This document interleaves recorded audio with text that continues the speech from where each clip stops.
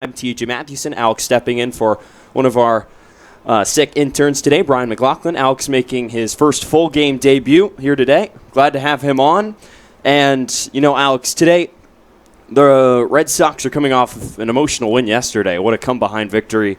Jack Thomas Wold coming through in the eighth inning against hard-throwing reliever for Harwich, Joe Boyle. Going out there, getting a first-pitch fastball, and absolutely annihilating it. It was a great moment. Absolutely. Comes in, pinch hitter, gets a first-pitch fastball, like you said, just takes it over the wall. He knew it right as he hit it.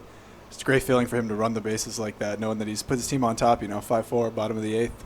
Coming off the bench cold and facing 99. Not an easy task. No, it is not. But the Red Sox will get to face the fourth-place team in the Western Division today. The Bourne Braves sit at 24 points, 11 behind the first place in the Western Division, Wareham Gateman, and 11 points clear of the Hyannis Harbor Hawks in that Western Division, safely in a playoff spot. Red Sox entered today 36 points, second place in the Eastern Division, and they're going to throw a guy out on the mound, Jack Leftwich, the sophomore out of Florida, who's struggled with home runs this season. He's given up 6 on the summer. 5 of them have come here at Red Wilson Field in just 8 innings, and a game where the flag is stirring still, but he struggled really with the long balls here at home. Absolutely, and we mentioned the short fence that we have here. The kid has good stuff. He commands the ball well. His stuff is there. It's just he's gotten unlucky with these pitches. Just people are getting a hold of him, and they're traveling over the fence. A lot of pop-fly home runs. A lot of pop-fly home. The wind has taken a lot of these balls over the wall. So for Leftwich, he's going to look to do it today against Bourne lineup, 9th in the Cape League in runs. The Red Sox are going to look to take care of business here at home and look to make it 3 straight. We'll step aside when we come back. After the national anthem, we'll have starting lineups, first pitch, and more here on the Cape Cod Baseball League Network.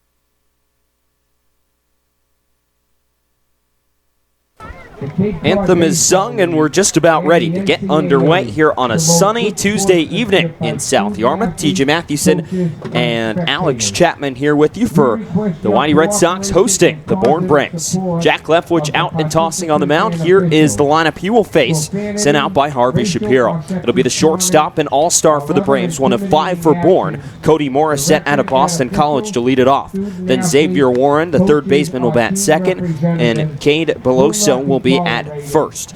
Jackson Greer doing the catching, was with Whitey for a pair of games earlier on this season, batting cleanup and behind the plate for Bourne. In left field, it's Judd Fabian out of Florida, batting 5th. Batting 6th is Kyle Hess, the designated hitter, batting 7th. The second baseman, Jake McKenzie. The right fielder's Kyler Fedko batting 8th. And rounding out the 9 will be Giovanni DiGiacomo in center field. Facing the Florida right-hander, Jack Leftwich features fastball and a hard breaking ball that he's like to use this season. A 2-1 record. This will be his 5th start. ERA at 5.4. He's struggled with the long ball this season.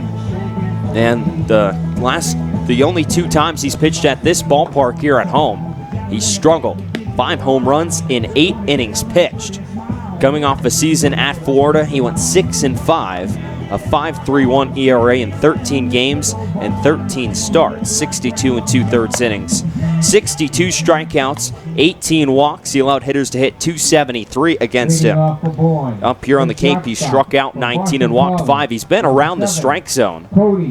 Mostly just going to use that fastball and slider combo. So here's Cody Morissette, the leading hitter for Bourne, hitting .288 on the summer. A pair of doubles, a triple, 11 RBIs. He struck out 17 times and walked 11. This Bourne offense ranked 9th in the league in scoring runs per game. First pitch breaking ball from Leftwich is over for a strike at 5:02, and we are underway here from South Yarmouth. Leftwich works from the windup with no one out. Winds and the 0-1. Swinging a rocket right down the first base line, but it scoots foul. Samuelson gives it a look, and as it scoots up in foul territory on the first base side. 80 degrees here in South Yarmouth. Humidity sitting at 58%, a bit of a muggy day outside, although not the hottest one we've had this week. 0-2. Fastball well up and outside, and the count is no balls and 2 strikes on Morissette, who is one of 5 all-stars for the Bourne Braves. Braves do not have a single starter for the Bourne squad, but a pair of pitchers and 3 different reserves for Bourne.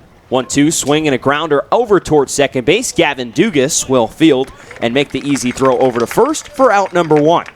So that'll bring you the YD defense. Noah Campbell's in left field today. Brad Beasley in center. Sam Hall getting the start, his first since June 30th out in right field. Riley King's over at third. RJ Yeager's at short.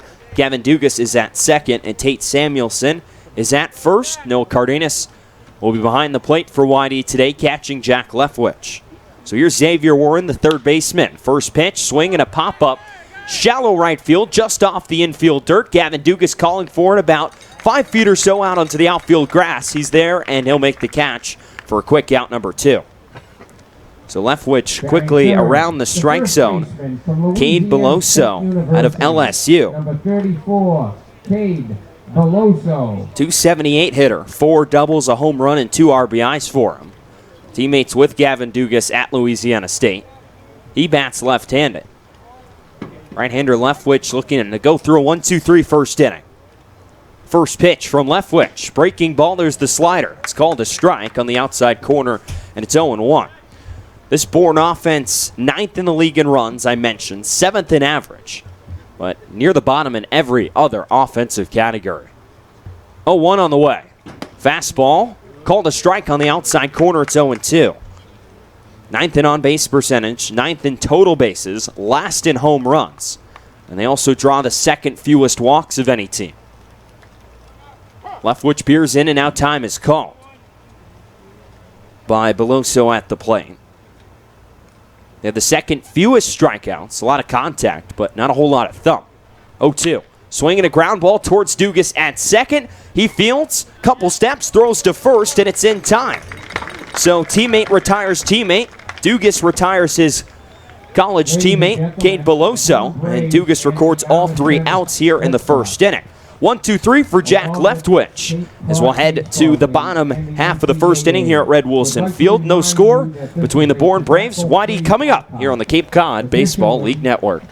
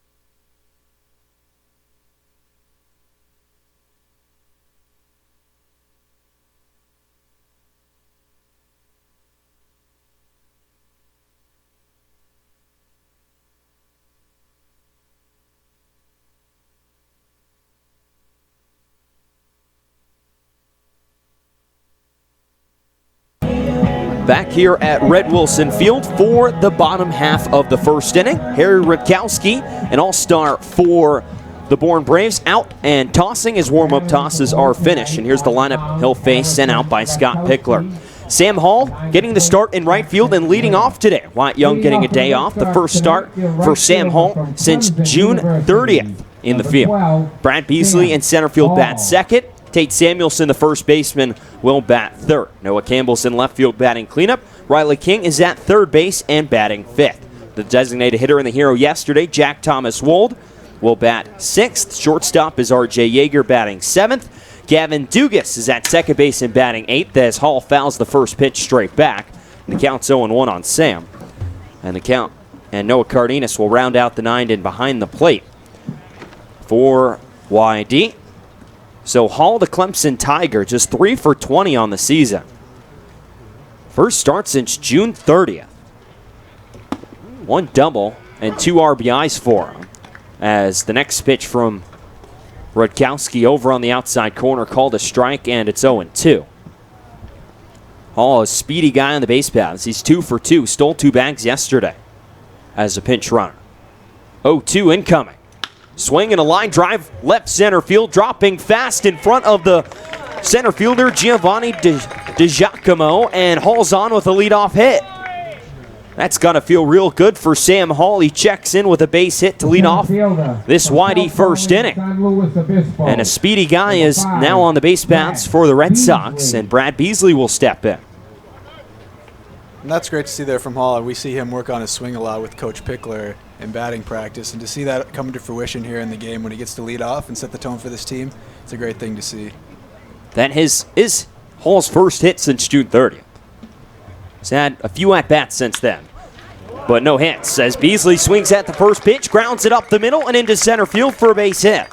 DiGiacomo will scoop it off the grass and get it back in, and back-to-back pitches result in back-to-back singles for YD and all the speed in the world on the base paths. It'll be Tate Samuelson batting third today. He stands in with 2 on and no one out. Austin Wells took a foul ball off the foot yesterday. He's a little sore. So he is getting today off. The first time he's not started a game this season. Remarkable here in game 31. So Samuelson digs in. He's hitting .239. 2 doubles and a home run for him this summer. Rutkowski in some early trouble. Lefty fires home the first pitch. Bunt showed by Samuelson, but he bunts it foul behind the plate. Out the defense for the Bourne Braves. Top fielding team in the Cape League by fielding percentage. Judd Fabian's in left. DiGiacomo's in center. Kyler Fedko's in right. Xavier Warren's over at third base. Cody Morissette is at short. Jake McKenzie's at second. Cade Beloso's at first. And Jackson Greer doing the catching for Bourne. So Samuelson digs in. He's behind 0-1. The Cal Poly sophomore. Hall leads off of second. Beasley off of first. Hall getting a decent lead over there. And the 0-1. Swing and a foul, back and out of play. The count's 0-2. A couple guys getting a day off. We mentioned Austin Wells. Wyatt Young also getting a day off. Behind the plate. So now we see R.J. Yeager slide over and play short. His position that he plays at Mercer. And then Gavin Dugas in over in his normal spot at second base. Noah Campbell out in the outfield with Wold DHing today for YD. We'll talk about it when Wold comes to the plate, but how about that swing he put on the pitch from Joe Boyle yesterday? As a double steal executed, Samuelson swings and lines one into right center, and it drops for a base hit. Hall stopped at third to make sure it dropped. He'll now turn on the Jets and come home to score. Beasley will advance all the way to third, and Tate Samuelson, an RBI single here in the first inning, and the Red Sox strike first. It's 1-0 YD. You mentioned it earlier, TJ, with Sam Hall on the base path. There's nothing but speed out there, and he can easily score from second base, and that ball just falling in front of the right fielder there. And I was thinking with Beasley and Hall on the base paths, two of the fastest guys on the team, why not try a double steal? And double steal on a hit and run nonetheless. Puts everyone into motion, and Tate Samuelson executes with 2 strikes nonetheless. Absolutely. Perfect. The other way, line drive into right center field. So Red Sox, 3 batters, 3 singles, and a run. And that'll bring up Noah Campbell, the switch hitter batting right-handed. Hitting .289 this summer with 3 long balls. First pitch swinging, fouls one off his foot. And it's 0-1. Rutkowski coming in today was one of 8 arms in the Cape League qualified for the ERA title so far. He's got a 1.87, a 2-2 record. This is his 6th start. 24-30, struck out 15 and walked 4. And will be representing Bourne, 1 of 5 in the All-Star game on Sunday. 0-1. Swinging a ground ball towards first. Beloso steps on the bag at first, throws down to second. It's dropped by the shortstop, Cody Morissette.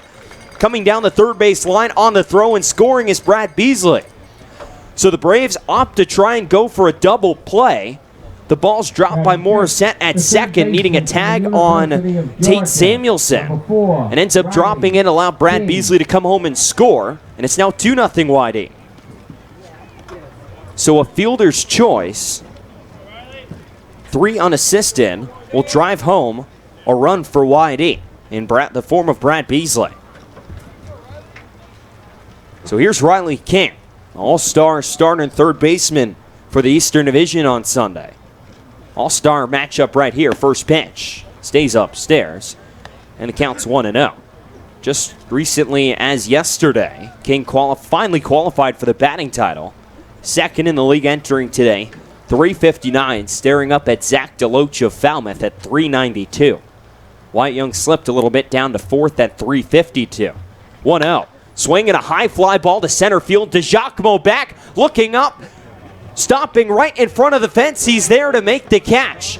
The throw in with 2 outs. Samuelson was going on the pitch. They'll throw back to second and double off Tate. So Samuelson thought that ball had a chance to get out of here. It's .352 to center here at Red Wilson. King hit it about .350 and flies out to center field and ends this first inning for YD. So it'll be a double play. And the Red Sox will now head to the top of the second inning with a 2-0 lead, though, as they push across a couple runs against Rutkowski here in the first. You're listening to YD Red Sox Baseball on the Cape Cod Baseball League Network.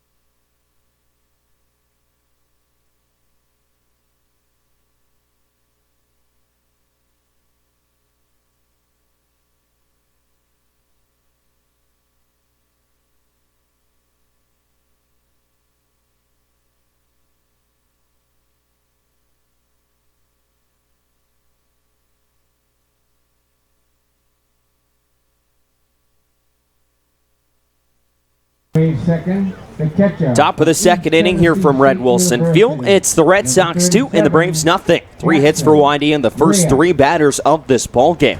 It's pushed across 2 runs in support of Jack Leftwich, who now has a 2-0 lead. RBI single from Tate Samuelson, and then Noah Campbell, an RBI fielder's choice. So now, it'll be the cleanup man, Jackson Greer, hitting .227, all-star reserve for Bourne. Former YD Red Sox, first pitch from Leftwich, misses down and inside. It's 1-0 with the fastball. Greer out of Eastern Tennessee State University. Appeared for YD in a pair of games and a doubleheader against Falmouth, second week of the season. 1-0 was fouled back, and the count goes to 1-1. But then was picked up by Bourne. It's his 3rd team on the game. He's hitting .227, 5 doubles and a home run. And has parlayed that into a reserve role in the Western Division All-Star team. 1-1 misses outside from Leftwich, and it's now 2 balls and a strike. Had a hit in his only start he got with YD. 2-1 from Leftwich, breaking ball, stays upstairs, and it's now 3-1. At the second Sunday of the Cape League season, he was activated and then subsequently released for the man behind the plate right now, Noah Cardenas. 3 went well up and in stairs. Greer bends back and takes ball 4, and Leftwich has allowed his first base runner of the ball game. Batting fifth. So now a teammate versus teammate matchup as Judd Fabian, another all-star for Bourne, will step to the plate. Leftwich and Fabian both attend the University of Florida. As Fabian will bat right-handed here against Leftwich, a .279 hitter, 3 doubles, and 4 home runs. The leader in home runs on this Bourne team. So Greer leads off of first. First pitch from Leftwich. Fastball misses inside. It's 1-0. Always love seeing these teammate versus teammate matchups. I'm sure they get a lot of it in fall ball, but up here in summer ball with a bunch of not your school teammates. 1-0. Breaking ball catches the outside corner. It's 1-1. But, you know, leads to some bragging rights coming into fall ball. You beat me to it there. I was going to say bragging rights a big thing when you go back to school and you're in the dugout shooting with your teammates. You know, you'd love to have that in your back pocket. Hey, remember when I struck you out? 1-1 is fouled straight back and the count goes to 1-2. That's could be a pretty classic one. Especially if it happened more than once. 1 ball and 2 strikes here to Fabian. Greer reached on the leadoff walk. He's over at first. 1-2 on the way. Breaking ball up and inside. That's not going to feel good for Leftwich as a fastball got away from him and drilled Fabian up and on the shoulder. And there's 2 on and no one out for the Braves here in the second inning. That'll bring up Jake McKenzie, Kyle Hess on the spot early. Kyle Hess, the designated hitter out of Pitt. Hess, .239 average on the summer. A pair of doubles, a home run, and 5 RBIs. So Greer now on at second, and Fabian over at first. Leftwich working in the stretch for the first time in this inning after he walked Greer. First pitch, swing and a foul back. And the count will go to 0-1. Perfect 80-degree day here in South Yarmouth. The 17-11-2 YD Red Sox hosting the 12-16 Bourne Braves. This is just game number 29 for Bourne, 31 for YD. 0-1, swinging a chopper, swinging bunt towards third. Riley King scoops it up off the grass, fields throw to first, gets away from Samuelson. Greer will advance to third and hold there. It looked like a bit of a cross-up from Tate Samuelson at first. As he couldn't field the throw from Riley King, the throw looked on target. But the throw gets past Samuelson, and the bases will now be loaded with no one out. An odd sequence there. You'd see King pick up that swinging bunt, like you said. He really reared back and threw that. It almost seems that the ball hit Hess on his way down to first base. I wonder what the miscommunication was between Samuelson and King there.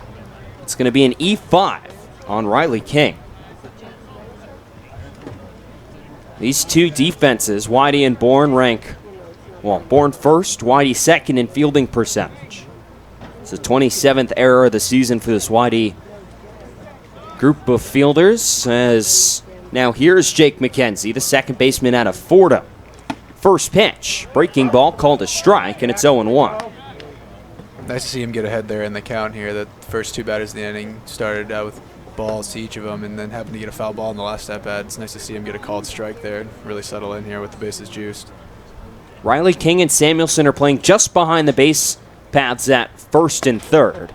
It's the 0-1, misses way outside. Leftwich pulled a fastball right there, a bit late on the release, and it's 1-1. And then up the middle, you have RJ Yeager and Gavin Dugas playing shaded up the middle and deep. Now Christian Wanders out to have a conversation with Leftwich here early, as he struggled here in the second inning.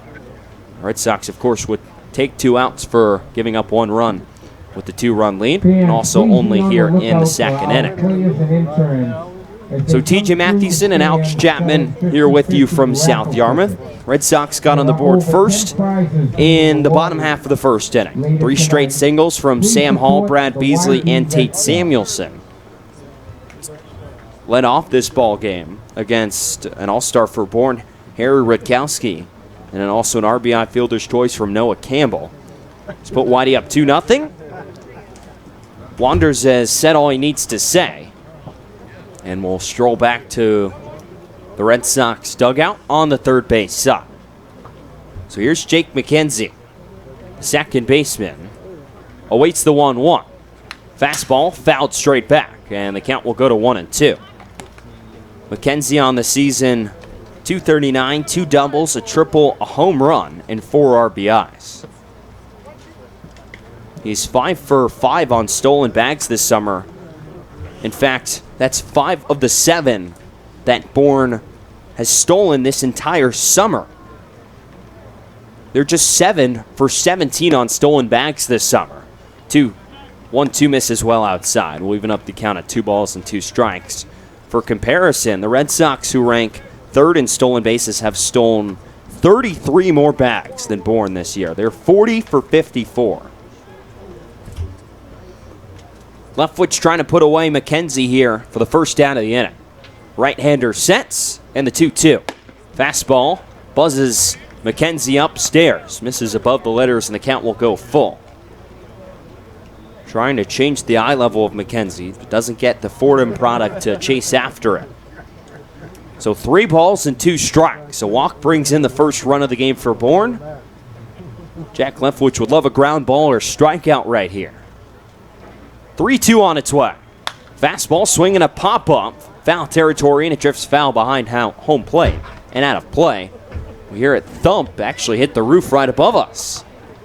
And bounce down behind the press box out to where the merchandise stand is. Right underneath us. Gave me a little scare, TJ. I wasn't expecting that. Should have brought your glove up here. I thought that was going to go over the building we're in. 3-2. Swing and a miss, strike 3. McKenzie chases after a fastball well up and out of the strike zone.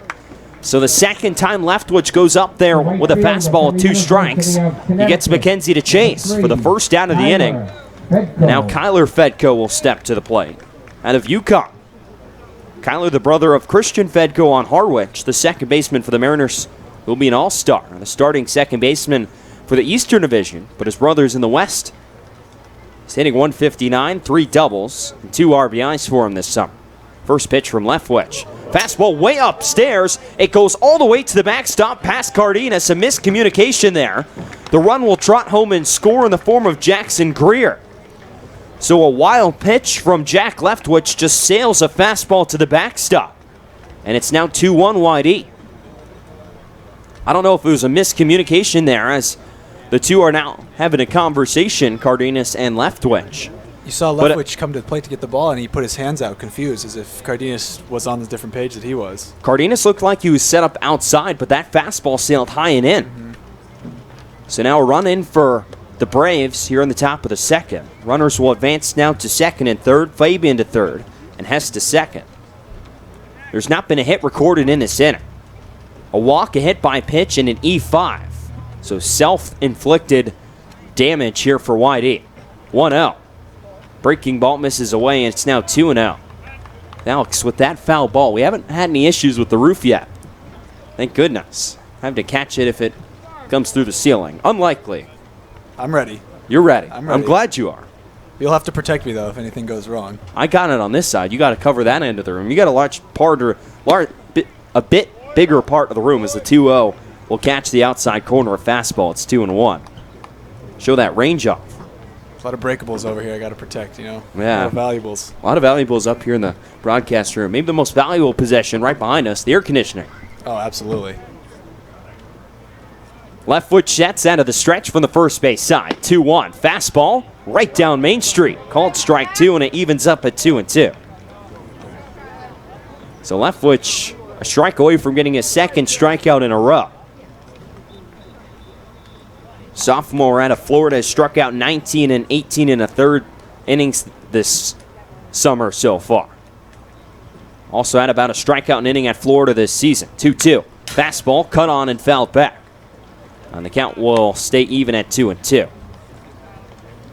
It seems like Leftwich is having most of his success throwing outside to these righties. In the first two batters of the inning, he was trying to throw the ball inside of the plate. He hit one of the batters, walked Greer. 3 of the pitches were on the inside part of the plate. So you wonder if Wonders went out there and said, hey, let's try to work the outside of the plate, see if we can get ahead in some of these hitters and get out of this jam. Control's just been a little erratic. 2-2. Fastball, swinging a fly ball, shallow right field. In comes Sam Hall, calling for, and he'll take control and make the catch. Danger sequence out there. You had Samuelson, Dugas, and Hall all out chasing that ball. And at the end, it's Sam Hall taking charge and making the catch. The runner staying put due to where that ball was caught in shallow right field. Hall having all the momentum and would have made a strong throw home. So there's 2 down for the Braves here in the second inning. And that will bring up Giovanni DiGiacomo here with 2 outs and 2 on. You just mentioned it. They played that extremely well. Having Hall take that ball, all his momentum's going forward. If he catches that, he's got a great play. The other 2 are going to have to turn around and throw off their back foot. Now, if Dugas or Samuelson catches that ball, we might see the runner at third and Fabian try and score. No, absolutely. I agree.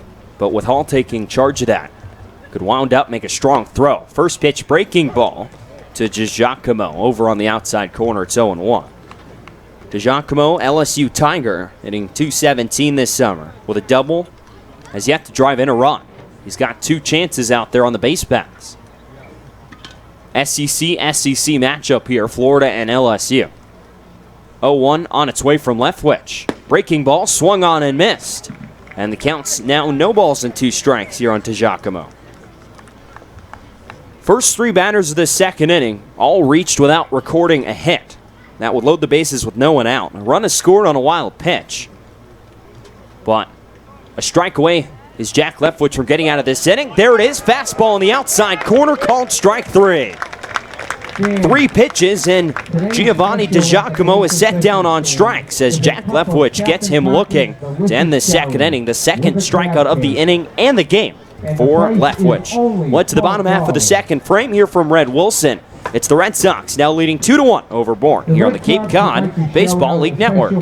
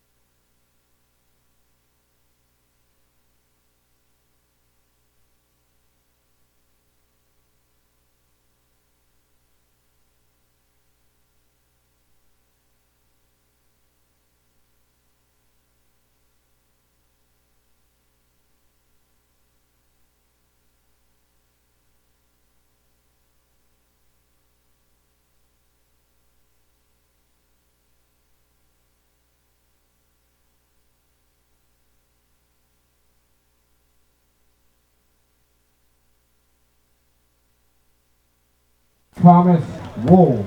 6, 7, and 8 due up here in the bottom half of the second inning at Red Wilson Field. Red Sox leading 2-1 over at the Bourne Braves. It'll be Jack Thomas Wold, R.J. Yeager, and Gavin Dugas scheduled to come to the plate against Harry Rudkowski. First pitch from the Rutgers product over on the outside corner, and it's 0-1. How about the pinch hitting appearance for Jack Thomas Wold yesterday? 0-1 on its way from Rudkowski. Breaking ball, check swing from Wold. They appeal down to third, and Patrick Burns says that Wold didn't go around, and it's 1-1. Mike Hinojosa is behind the plate, calling balls and strikes. And Kyle Fetko is over at first. As the 1-1 called a strike on the outside corner, it's 1-2. So back to Wold. Pitch hitting in the 8th. Joe Boyle tops out at around 103 on the mound for Harwich. So it's 1-2 on the way from Rudkowski. Swing and a miss, strike 3. Wold goes down on strikes and is retired to start the second inning. The first strikeout of the game for Rudkowski. But Wold steps to the plate. First pitch he sees, probably about 99 miles an hour, right at his letters. Tomahawks it well over that right field fence for a go-ahead 3-run home run. What a swing that was. Here's R.J. Yeager. Mercer shortstop, swings at the first pitch, grounds it right side and into right field for a base hit.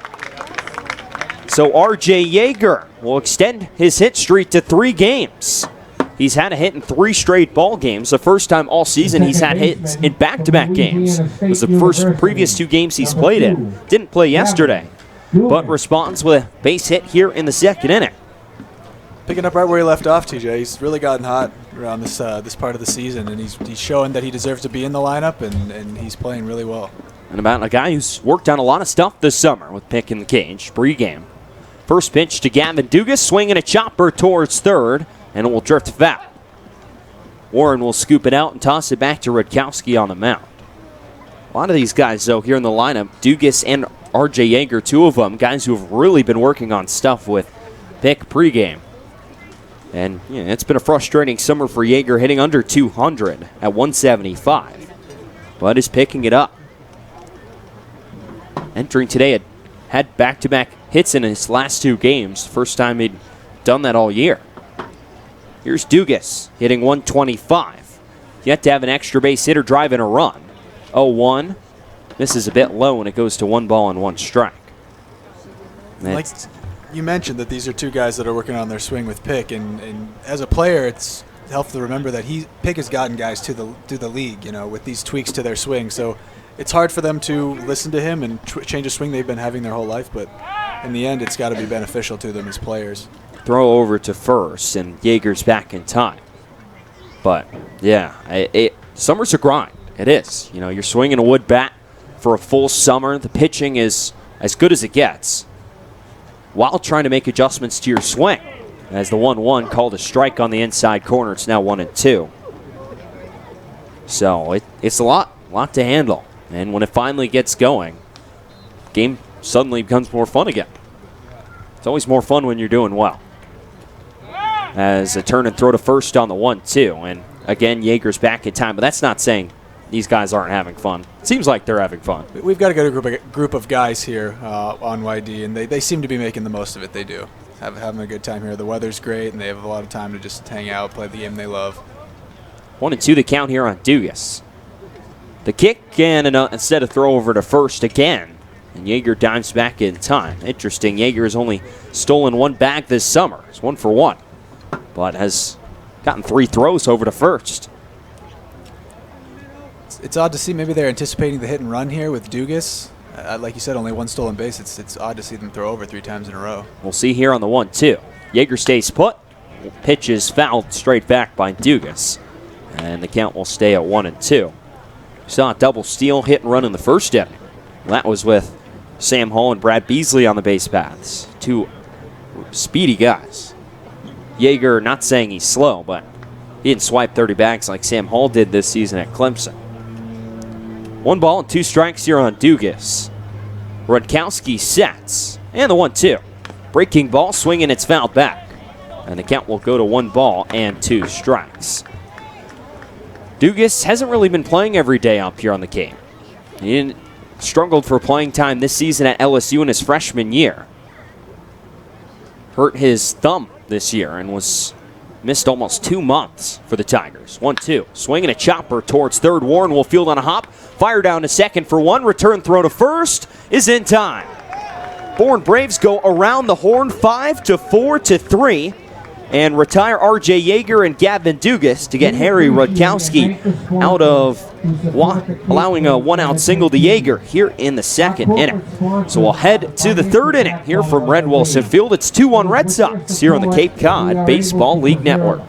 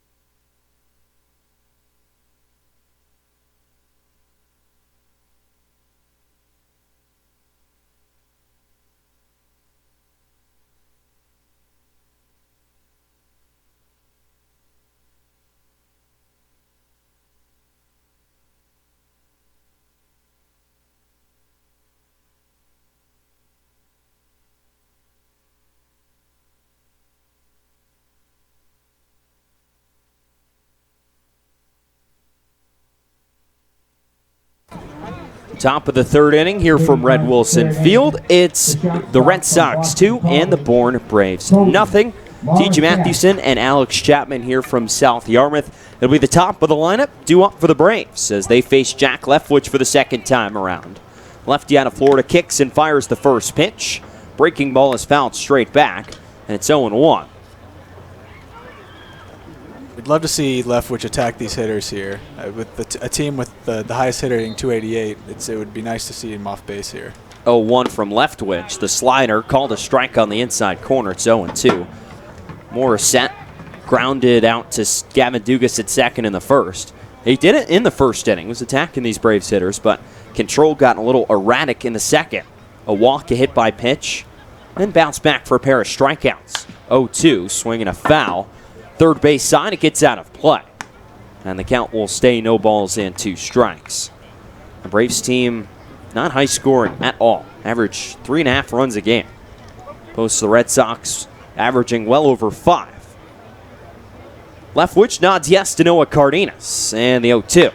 Breaking ball, chopped foul. Up the first base side, Samuelson will snag it in foul territory. And the count will stay no balls and 2 strikes. Brad Beasley shaded ever so slightly into left center field. Whitey outfielders playing slightly deep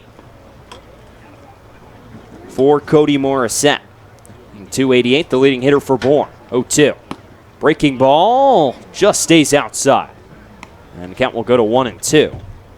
Not a flinch there from home plate umpire Mike Hinojosa. Almost a splitting image of the pitch that ended the last inning, but that ended up being a called strike 3. That one must have been just a little bit more off the plate. 1-2. Breaking ball, swinging a high fly ball to right field. Sam Hall drifting back, nearing the fence. He's still going back. He camps under it, and the ball comes in, falls into his glove. And that will be out number 1 here in the third inning. That one given a ride out to right center, but Sam Hall able to retire it for out number 1. So Morissette just gets under that one. Would have been his first home run of the summer could he have gotten it out. But instead it's out number 1 here in the third inning. And Xavier Warren, the Central Michigan product, will step in. He popped out to Dugas on a pop out just into the outfield grass back in the first. First pitch, fastball over for a strike. It's 0-1. Playing about even with the line at third base is Riley King. Expecting Warren to possibly try and lay down a bunt. 0-1 fastball called a strike, and it's 0-2. Tate Samuelson's over at first guarding the line. Gavin Dugas is playing deep and out onto the outfield grass at second base. R.J. Yeager shaded up the middle at short and also on the outfield grass. 0-2. Fastball misses away. And the count will go to 1 ball and 2 strikes here on Warren. Again, Leftwich for the second straight batter has just misses strike 3. Here comes the righty's 1-2. Breaking ball misses in the dirt, and it will go to 2 balls and 2 strikes. 2-1 Red Sox here in the top of the 3rd inning. Red Sox 2 runs on 4 hits. The Braves have yet to record their first hit of the ball game. They've scored a run though. 2-2. Breaking ball swinging, it's fouled straight back through the wickets of Noah Cardenas. The count will stay even. And what? With this Whitey lineup that's not at full strength, the 2 best hitters that Whitey has had this year are 2 of the best. Wyatt Young and Austin Wells not in the lineup today. 2-2. Fastball stays upstairs, and it will go to 3 balls and 2 strikes. Against a Bourne Braves team that doesn't score a whole lot of runs, so fair to expect a low-scoring ball game. But each team scoring at least a run in the first 2 frames. Here's the 3-2 from Leftwich. Fastball swinging a chopper towards Dugas at second. Slow dribbler comes in, kicks off the end of his glove. He can't pick it up off the dirt, and Warren will be safe at first. So Dugas has a tough play. He's playing deep out in the hole at second base. Charging in to try and make that play. It lips just off the end of his glove and sits on the dirt. And it'll be an infield single for Xavier Warren.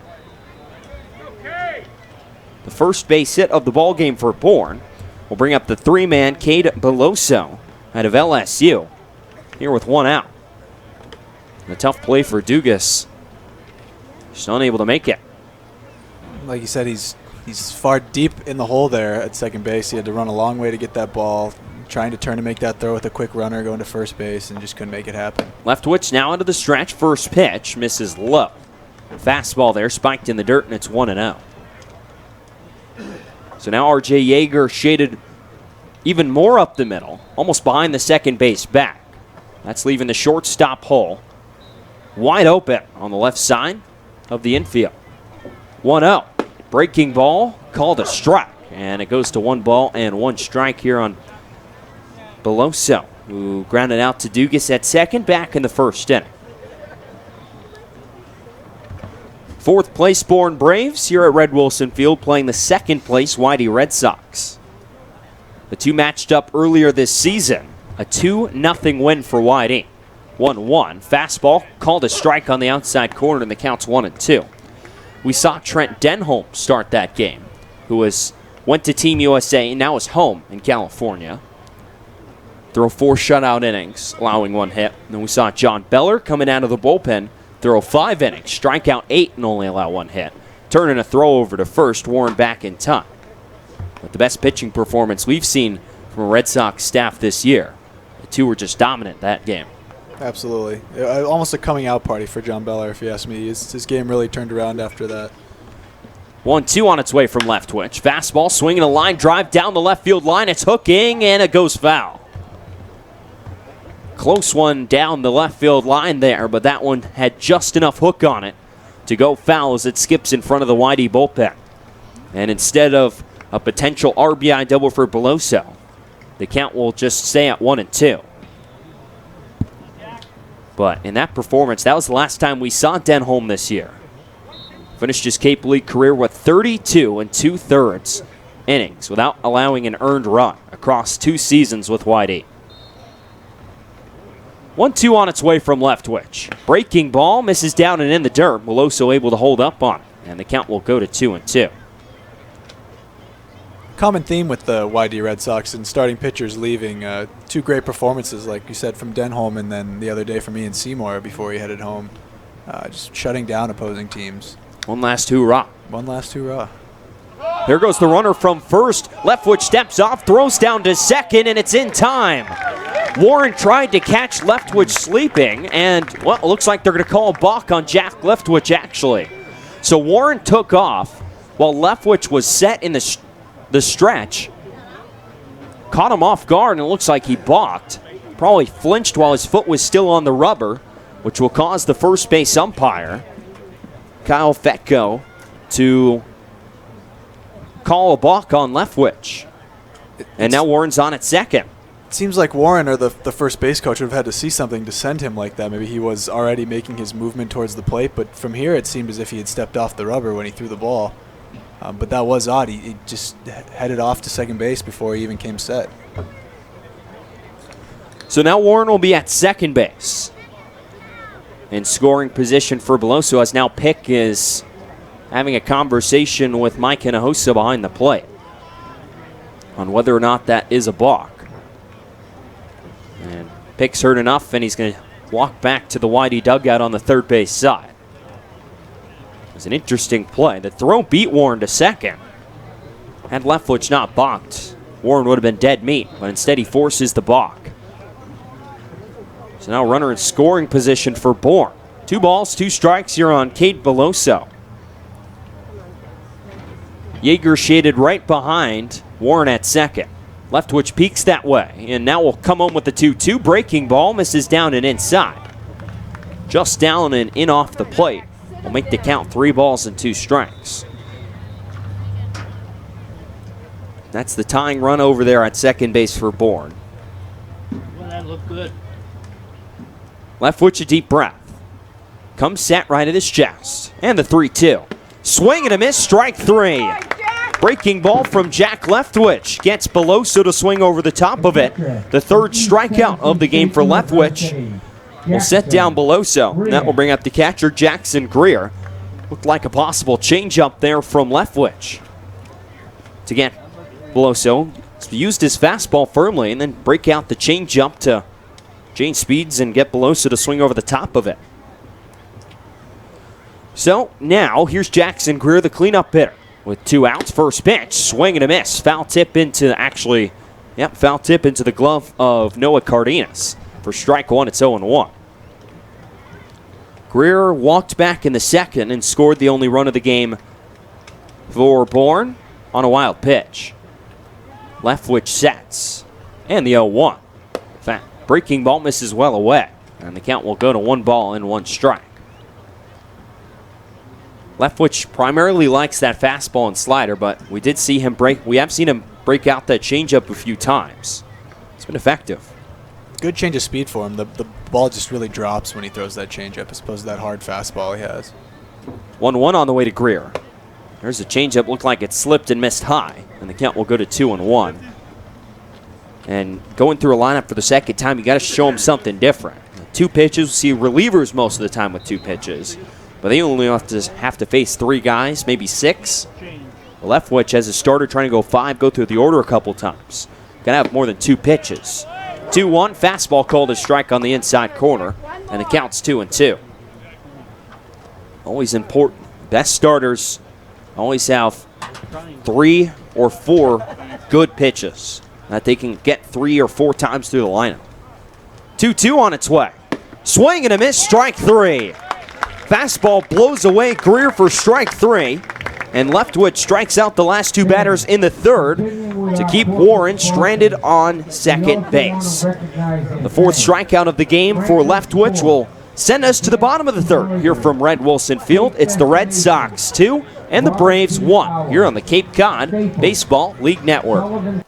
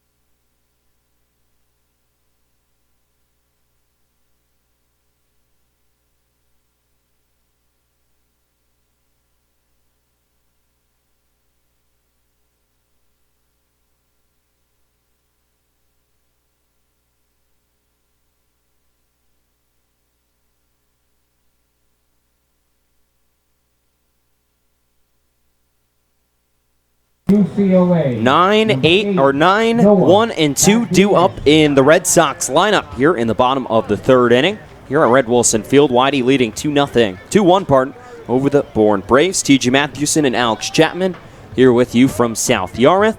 It's Noah Cardenas, Sam Hall, and Brad Beasley scheduled to come to the plate.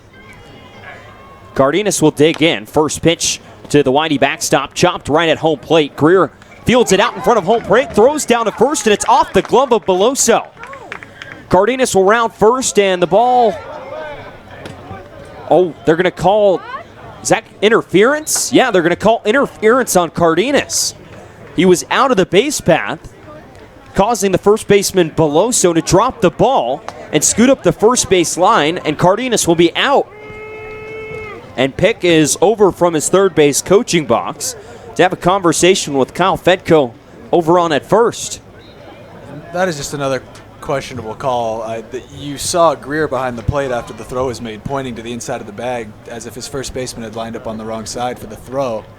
And Pick is clearly not happy about it, coming out and speaking to the umpires for a second time in as many innings. It looked from where we're sitting that Cardenas was right on the baseline, or right on the foul line, which is okay. I mean, they give you that lane in the foul territory side of the foul line that you should run in, but if you're on top of the baseline, I mean, you have the path of dirt to run on, to stay in. And from here, like you said, it didn't seem at all like he was on the inside part of the bag, to the left of that foul line. If anything, on top or to the right, like you were saying, it's just... in pure Pick getting a little adamant pointing, it seems a little odd. He's not very happy with the call from Kyle Fedko over on at first. Not a call you see every day, TJ. No. It's not. So, there will be one down here in the third inning, and Sam Hall will step to the plate. Hall singled back in the first and scored one of the two Whitey runs in that frame. So a 2-3 put out there.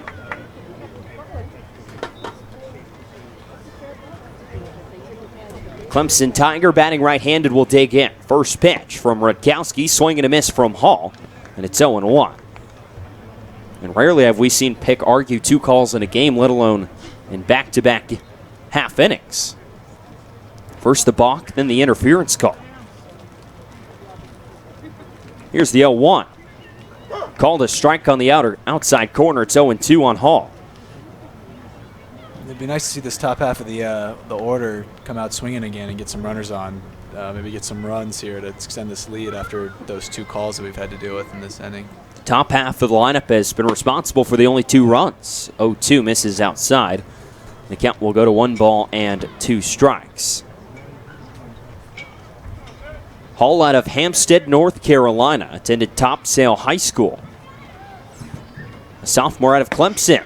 1-2, fastball misses high, and the count will even at 2-2 strikes. Hall this season hit .257, 12 doubles, 7 home runs, 32 runs batted in. Was 30 of 37 in stolen bases, led Clemson. 2-2, swing and a line drive, sinking into center field, and it drops in front of DeGiacomo for a base hit. 2 for 2 day for Sam Hall in his first start in over 2 weeks. And he's on at first base, and Brad Beasley will step to the plate. That's just got to feel so good for Sam Hall, a guy who really struggled to find his way into the lineup. It's 2 for 2 today. We talked about it earlier, how important it is for a kid like that to get back on the field and produce right away. And he's one of the best athletes we have on this roster, so to have him down the stretch here would be very important if he can get it together. Here's Beasley. He followed Hall with a single in the first. Throw over to first by Rutkowski, and back in time is Hall. These two, Beasley and Hall, executed a double steal on a hit and run as Samuelson lined one into right center, who stands on deck. First pitch to Beasley, swinging a line drive right at the right fielder, Kyler Fedko. He's there, and he'll make the catch for out number 2.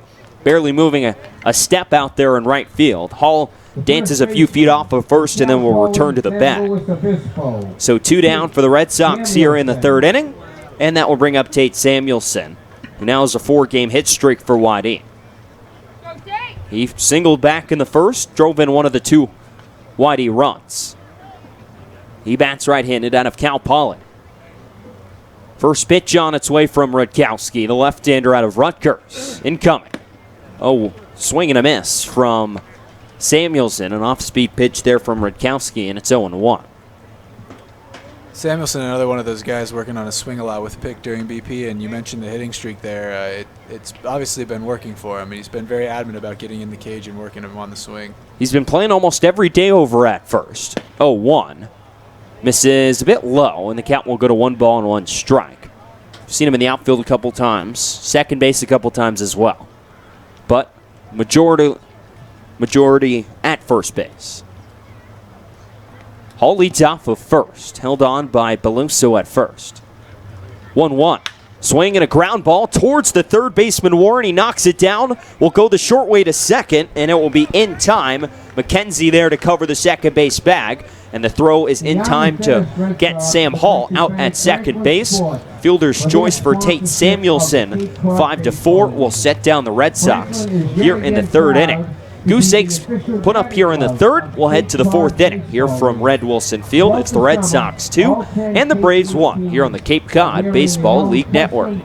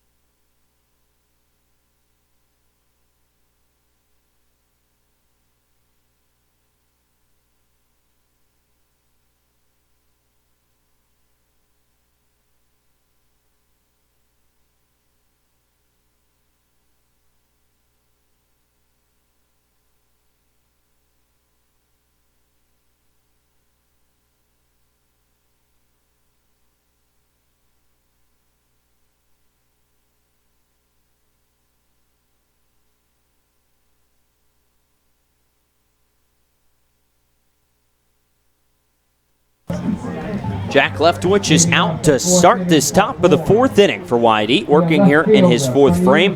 He's given up one run on one hit against this Bourne Braves lineup.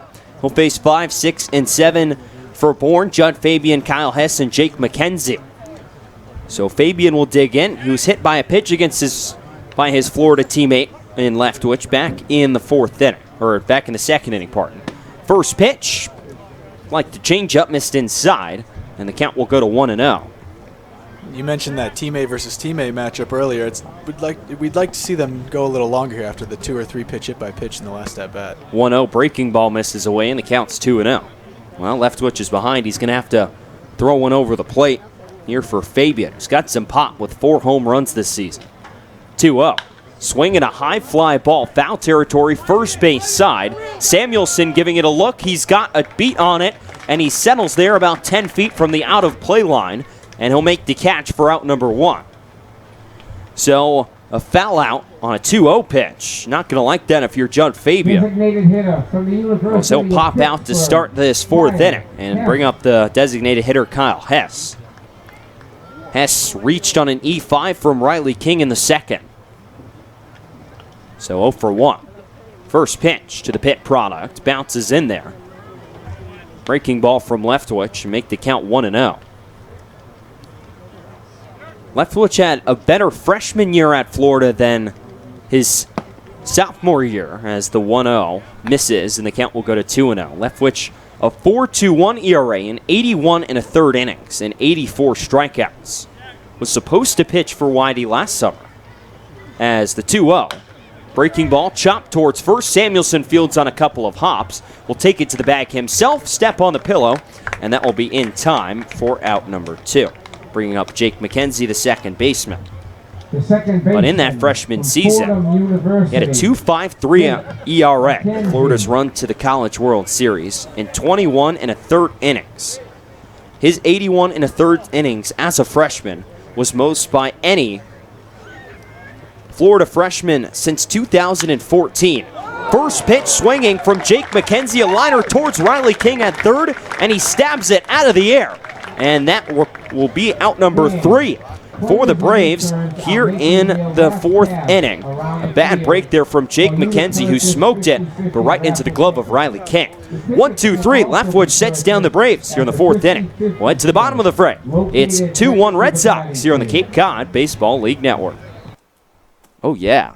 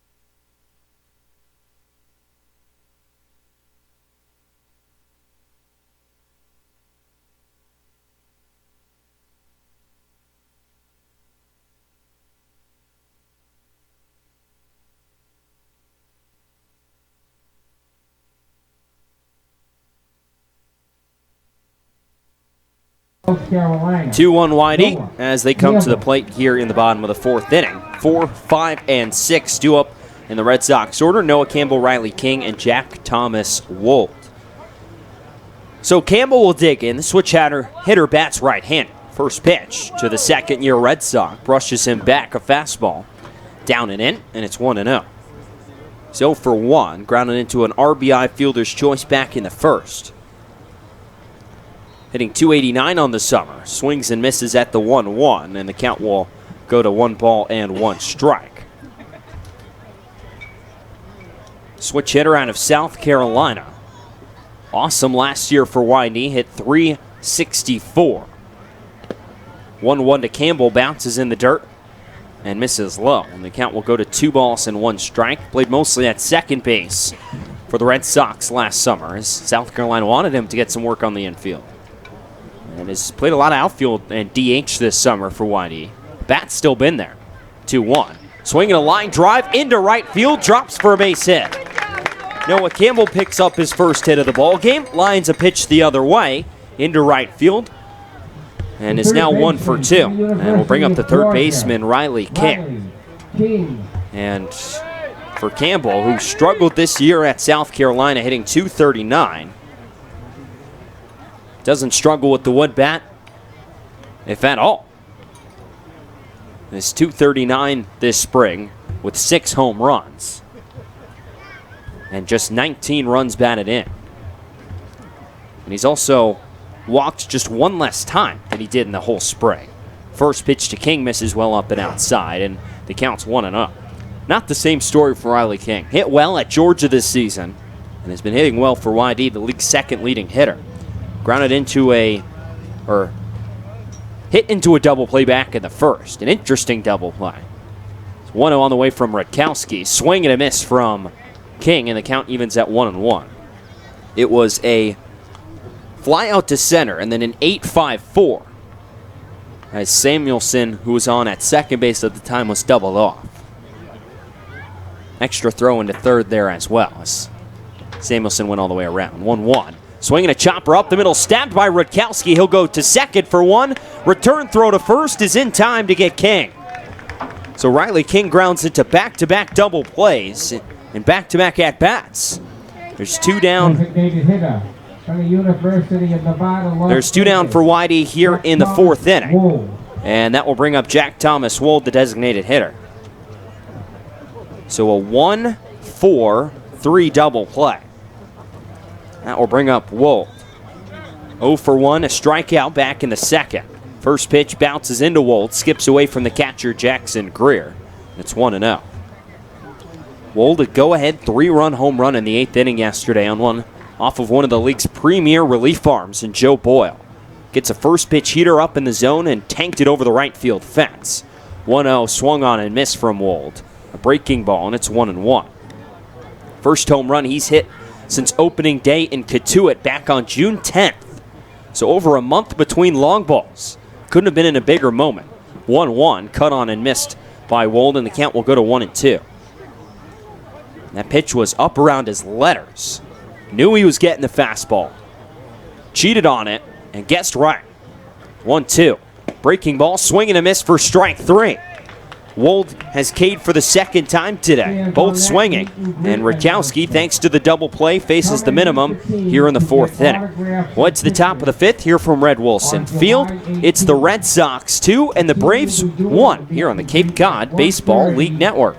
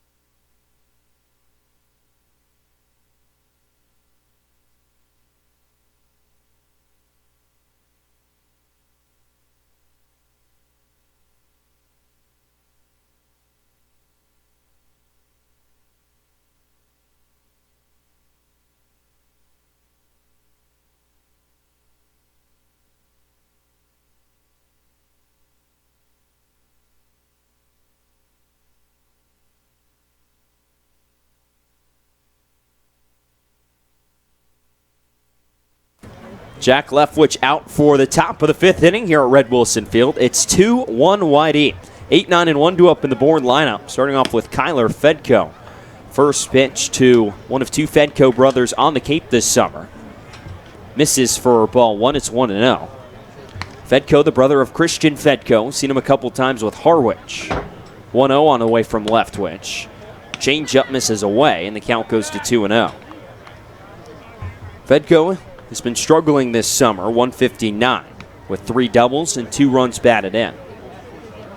Leftwich winds, fires the 2-0, swinging a pop-up, shallow left field, backing up is R.J. Yeager. Yeager incoming is Noah Campbell, and it'll be Campbell taking control and making the catch for out number 1. So good job by Noah Campbell out in left field today.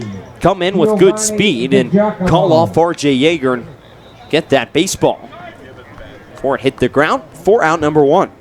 That'll bring up Giovanni DiGiacomo for his second at-bat of the ballgame. He struck out looking back to end the 2nd inning. First pitch from Leftwich, swing and a miss. Here's the changeup from Jack, and it's 0-1. He was the 2nd strikeout victim from Leftwich. Got him on 3 pitches. Leftwich out of the windup. Fires home the 0-1. Breaking ball, swung on and missed, and the count will go to 0-2. DiGiacomo versus Leftwich. There's been 5 pitches and 5 strikes between the two. Let's see if Leftwich can make it 6 for 6. Right-hander out of Florida wants. And the 0-2. Breaking ball misses low. A good break off-speed pitch there. Looked like the changeup, but couldn't get DiGiacomo to chase, and it's 1-2. Dugas shaded over in the hole at second. And the 1-2, swing and a line drive into center field, and it skips in for a base hit. Hall will cut it off in front of Brad Beasley in center and get it back in. And a 1-out base hit for DiGiacomo. He's over on at first base. And now Cody Morissette, the leadoff hitter out of Boston College for the Braves, will step in. It's incredible how much ground Hall covered out there and right. If you look where he's setting up now for this at-bat and where Beasley is, he got the ball almost in center field and cut that off to throw it back into the infield. Early in the game, you noted how he's one of the best athletes. I agree with you. He's fast. That was Beasley's ball in center field and cuts him off. First pitch, a pitch out, and a look down to first. DiGiacomo not going anywhere. Misses high and outside for ball one. Cardenas, a strong arm behind the plate. Didn't commit a single error this spring at UCLA.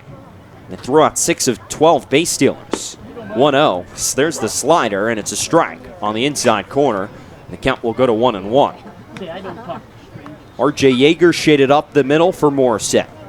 Dugas playing in the same spot, shaded over at his second base position. Thinking Morissette's going to pull.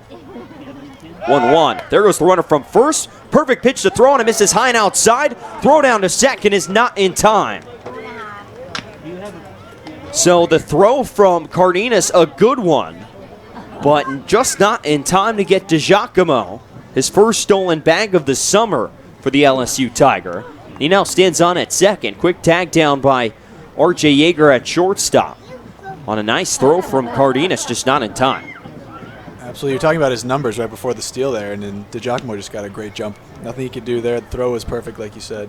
Maybe a little high if you want to nitpick, but Cardenas was up and ready to throw. It was a perfect pitch to throw on 2 high and outside fastball. So Leftwich now with the runner in scoring position.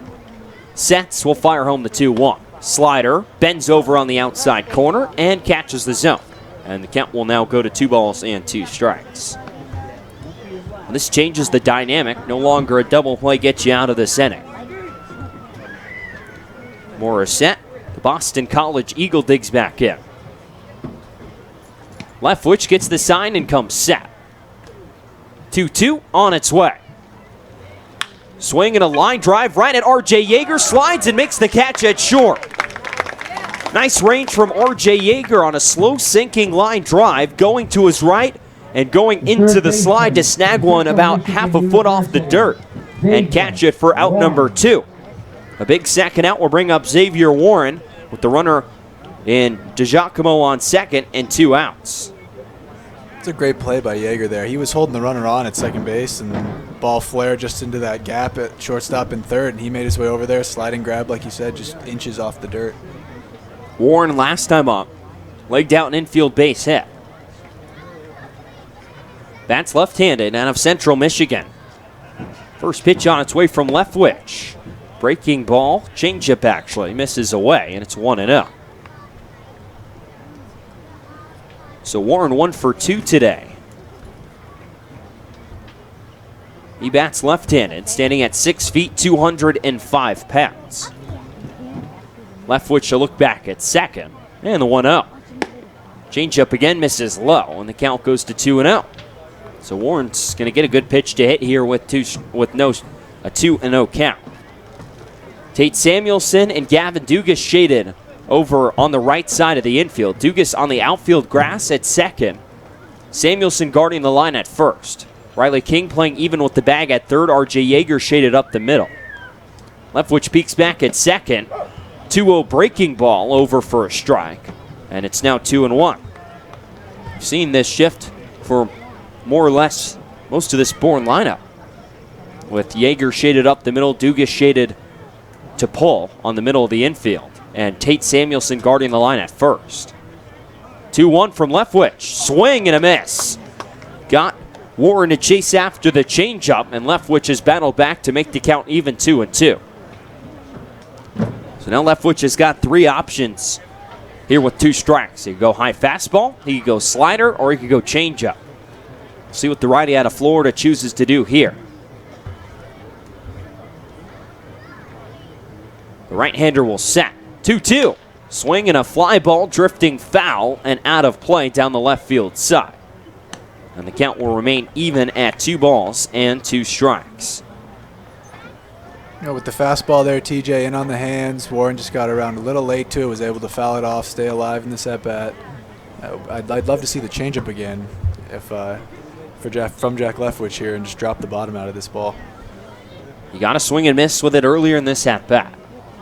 The Orlando, Florida native sets. 2-2. Slider, swing, and a chopper towards first base. Samuelson will field it, step on the bag at first, and that will be in time to retire Xavier Warren. Leftwich dodges out of two-out trouble and leaves the runner, DeGiacomo, stranded over on at second base. What's the bottom of the fifth? At the halfway point here at Red Wilson Field, it's 2-1 Red Sox here on the Cape Cod Baseball League Network.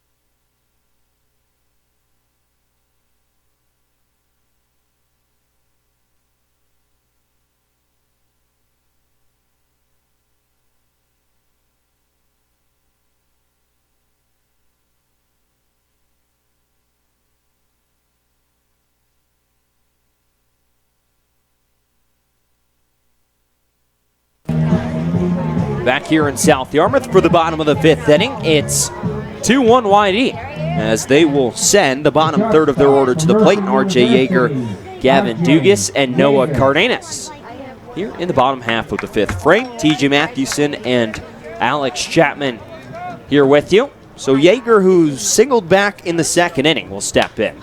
First pitch swinging, lofts it, pop fly, foul territory, first base side. Giving it a look is the first baseman, Beloso, but it drifts out of play. The count's 0-1. Yeager, a 3-game hit streak now. Did not play in yesterday's ball game. As the 0-1. Swinging a ground ball towards second base. Over is McKenzie. Fields will throw over to first, and it's in time to get Yeager. So on 2 pitches, Yeager retired 4-3. Now Gavin Dugas, the second baseman for YD, will step to the plate. He grounded into a 5-4-3 double play back in the second inning. So Yeager hits the ball hard, but right at McKenzie at second. And that will bring up Dugas, 0-for-1. First pitch, off-speed misses low. And the count will be 1-0 on Dugas. Rutkowski now only at 46 pitches, 35 strikes, 11 balls, working here in the fifth. 1-0, swing and a miss there from Dugas. The backswing looked like caught a piece of Jackson Greer behind the plate. Looks like Greer will be all right, and the count goes to 1-1. Always scary there, depending on how hard the guy at the plate is swinging. No damage there. 1-1, swing and a ground ball out towards short, a broken back ground ball. Dugas tosses the bat aside. The throw from Morissette as he fields and tosses it over to first is in time to retire Dugas. That bat splintered into 2 pieces right off the end of the bat of Dugas. The barrel went flying back to Dugas' left. The handle stayed in his hand as he tossed it aside on his way down to first. But it'll be an easy 6-3 putout for Morissette at short. That will bring up Noah Cardenas here with 2 outs. Scary little break there. Cardenas in the on-deck circle was almost in the splash zone for that one. First pitch, off-speed misses away for a ball 1-0. Flying, shattered pieces of wood are dangerous. But, you know, most fans just keep them as souvenirs anyway. 1-0. Off-speed misses low, and the count goes to 2-0. Have you ever gotten close to getting one? A broken bat, possibly? No bats for me, and I've actually never caught a foul ball either. And I don't think I have either. Games, it's tough. It is tough. Fans in there, only 1 ball to catch. You got to be ready. Always play the bounce. 2-0. Fastball called a strike on the outside corner. It's 2-1.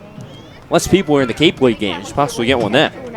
I've got good odds here. I think if I were to hang around one of the foul lines, I could really snag a ball, go home with something. Have to chase around all the little kids going after them too. But hey, you're bigger than all of them. Just box them out. 2-1. Swinging a dribbler up the third base side, and it stays foul. And the count will go to 2 balls and 2 strikes here on Cardenas. Or you can just take a baseball. We've got a ton of them sitting in the printer room. Absolutely. It's tough to justify me keeping a foul ball in front of all these parents and children out here. Yeah. The look of shame from them. 2 balls and 2 strikes here from Cardenas, the freshman out of UCLA. Pitch is swung on and chopped off the foot of Cardenas. Looked like it caught a piece of his left leg, the front leg for him. And the count will stay at 2 balls and 2 strikes. Pretty decent crowd here at Red Wilson Field today on a Tuesday night, July 16th. Time sits at about 6:21 local as the 2-2 is chopped foul at the first base side. Count goes to 2 balls and 2 strikes. Friday, Saturday, typically the larger, and Sunday too, larger crowds.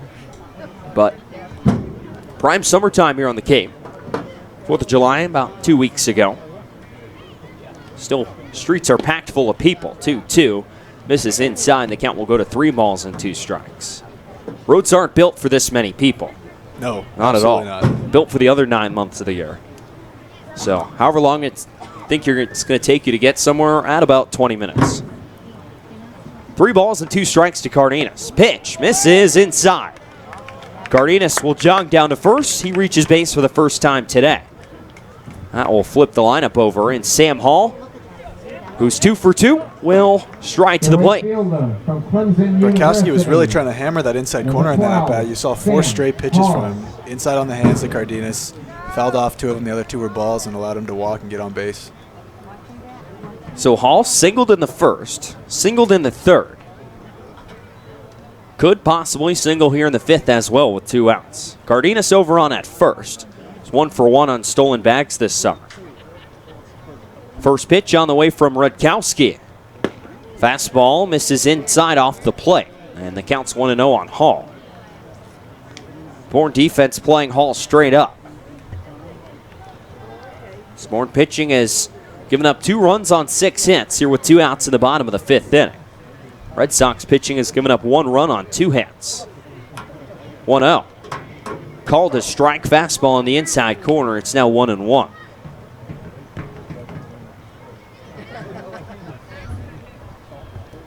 Crowds will almost certainly get bigger come playoff time. A lot of people love watching Cape playoff baseball. 1-1, swinging a soft grounder up the middle, behind the back. Stabbed there by Rutkowski on the mound. No look, and will shovel on over to first base for the 3rd out of the inning. Oh my. Wow. So a soft dribbler off the end of the bat of Sam Hall. Rutkowski just sticks his glove behind his back, stabs it, and then will underhand it on over to first and retire Sam Hall. Tip of the cap there to Harry Rutkowski. He's through 5 innings, allowing just 2 runs. This YD lineup. We'll head to the 6th inning here at Red Wilson Field. 2-1. Red Sox lead over the Braves here on the Cape Cod Baseball League Network.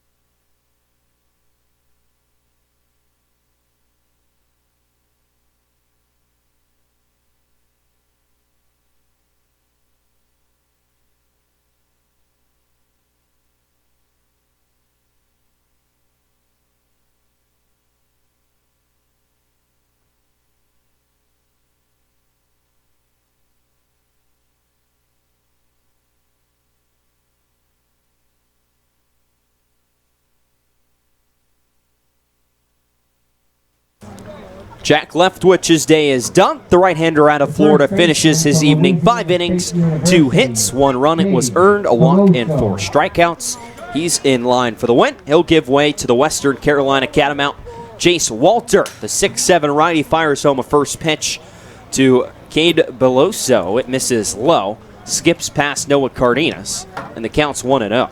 The second appearance of the summer for Walter. His first appearance at Orleans, an inning and a third, 5 earned runs on 4 hits. As the 1-0 misses again, it's 2 balls and no strikes. Having seen there and watched it, I thought it was a little fluky, that outing. Not too many hard hit balls. Home run he gave up. He didn't even think it was going to go out. So 2-0 misses outside, and the count goes to 3-0. Stuff looked pretty good. Breaking ball and fastball. Power fastball, standing at 6'7", 235. 3-0. Misses down low for ball 4. So as I say that, 4 straight balls from Chase Walter to start the 6th inning, and Beloso will reach over on at first. Jackson, Brea. Walter, a redshirt sophomore at Western Carolina, out of Peachtree City, Georgia. Attended McIntosh High School. Originally signed with Spartanburg Methodist in South Carolina out of high school, and then went to Western Carolina. He's been in the rotation both seasons he's been at Western Carolina, as the 1-0 misses outside. Or the first pitch misses outside. It's now 1-0. 5 pitches and 5 balls from Walter to the catcher Jackson Greer. As a redshirt freshman in 2018, 14 starts, 85 2/3. As there's a first strike on a fastball from Walter. Right at the knees, it's 1-1. It's 3-7. A 5.46 ERA. Sounds bad, but it was, in fact, his freshman season the best in that rotation. 74 strikeouts as a swing and a foul back by Greer. And the count will go to 1 ball and 2 strikes. So 74 strikeouts, 49 walks as a freshman. Was a 2018 Southern Conference All-Freshman team member. And then in 2019, this past spring, in 19 games, he started 11, a 4.84 ERA, and led the team with 93 innings. 1-2 bounced in the dirt, scooped by Cardenas. And the count will go to 2 balls and 2 strikes. 114 strikeouts in those 93 innings and 46 walks. That mark of 114 strikeouts is the 4th best mark in Western Carolina program history in a single season. 2-2, swing and a liner foul up the third base side. And the count will stay even at 2 balls and 2 strikes. And in just his 2 seasons, Wardy ranks 19th in Western Carolina with 188 career strikeouts. And was pretty good at basketball in high school. In Georgia, he led the state in field goal percentage his junior and senior seasons at McIntosh High School. 2-2, swing and a miss, strike 3. Sounded like maybe Greer got a piece of that. It still ends up in the glove of Noah Cardenas. First strikeout of the evening for Chase Walter. That will bring up Judd Fabian, the left fielder. Now, I can't imagine he leads the state in field goal percentage, judging his size. I'm sure he's bigger than, I'd probably say, 90% of the guys he plays against in high school. Definitely would have in my conference back home in Seattle, Washington. First pitch on the way to Judd Fabian, swinging a high fly ball, deep center field, chasing Beasley Batch. He can just watch that one fly out of here. Judd Fabian jumps on a first pitch and lines a 2-run home run to left center field. And Walter has surrendered the lead here in the 6th inning. It's now 3-2 Bourne after the 2-run home run from Fabian. You mentioned it earlier, TJ. He leads Bourne with 4 home runs, now 5. Just gets around on a hard throw and fastball and drove it deep left center field. Just doing what he does. Short alleys, short center field fence here at Red Wilson. Just 352 to center. Doesn't need a whole lot to get out. Fabian had plenty on it. So the 5th home run and the 9th and 10th RBIs of the summer for the All-Star Fabian.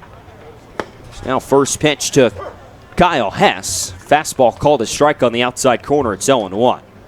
And that's when the leadoff walk comes back to bite you, as Cade Beloso reached on 4 pitches. Walter works out of the stretch, and the 0-1 is fouled off of Noah Cardenas at home plate. Count will go to 0-2. Takes the mask off, lets out a groan of pain. Well, it looks like he'll be all right, and the count's 0-2. Our catchers, TJ, really taking a beating in these past two games. We've seen Cardenas, even in his past at-bat in the last half inning, really grimacing after a couple foul balls, and here he is taking one off a foul of an opposing player. Austin Wells took a foul ball off his foot yesterday. A little bruised up. Well, he's out at least today. 0-2. Misses well outside, and the count will go to 1 ball and 2 strikes.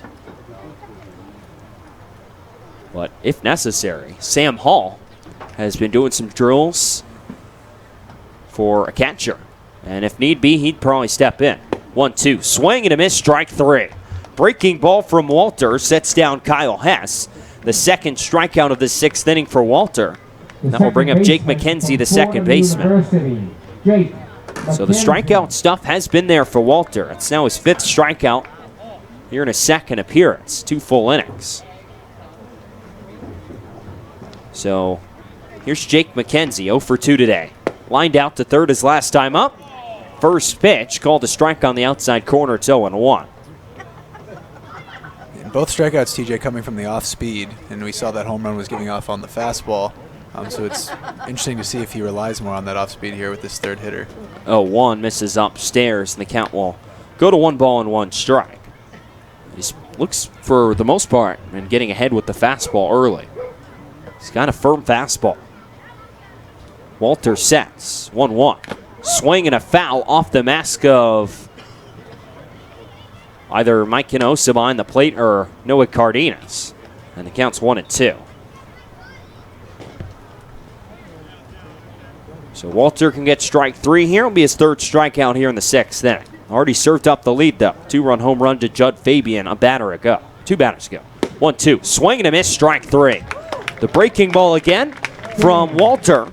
Fans his 3rd batter of the 6th inning and gets YD through the 6th inning. Out before Judd Fabian knocks a 2-run home run over the left center field wall and gives Bourne a 3-2 lead here at Red Wilson Field. Well, to the bottom of the 6th. It's 3-2 Bourne here on the Cape Cod Baseball League Network.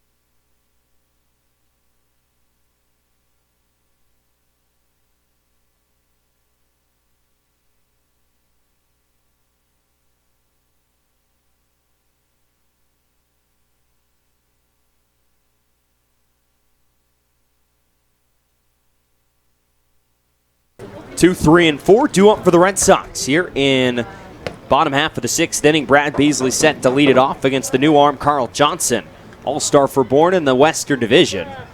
Fires a first pitch ball to Brad Beasley. So Johnson out of UConn. Beasley grounds the 1-0 through the left side, and it splits the third baseman Warren and the shortstop Morissette into left field for a leadoff base hit. So the leadoff man is on for Whitey here in the 6th inning. They look to respond to Bourne taking the lead on a Judd Fabian 2-run home run in the top half of the 6th inning. So now Tate Samuelson, the 3-man, will step to the plate. And Beasley, this 2 steals this summer, will stand on over at first. Good speed over there. First pitch to Samuelson. Inside, gets away from Greer. It kicks off to his left, all the way near the fence on that side, and Beasley will advance to second. So a bit of a cross-up there between Johnson and Greer behind the plate. That one a little more inside than Greer thought, and it kicked away from him. And far enough away for Beasley to advance to second. 1-0 on his way from Johnson. Fastball misses low, and it's 2-0. Johnson, one of the 5 All-Stars for Bourne, has been awesome out of the bullpen for the Braves. This will be his 8th appearance. He's 1-0, an ERA at .62 in 14 1/3 innings. He struck out 16 and walked 1. 2-0. Fastball called a strike, and the count will go to 2-1 on Samuelson. There's one thing this Braves team does well, and is throw the baseball on the mound. 4th in the Cape League in ERA. Johnson out of Yukon. He stands 6'5", 190 pounds. 2-1 on its way. Breaking ball misses. A bit outside and a bit low as well, and it's 3-1. Beasley, the tying run over there at second base. Led off this inning with a single. Samuelson's already got an RBI base knock in the ball game and came back in the first. 3-1, misses well outside. Not even close, and Samuelson will jog down to first, and Johnson has allowed the first 2 to reach here in the 6th inning. An uncharacteristic walk from him, only his 2nd of the summer.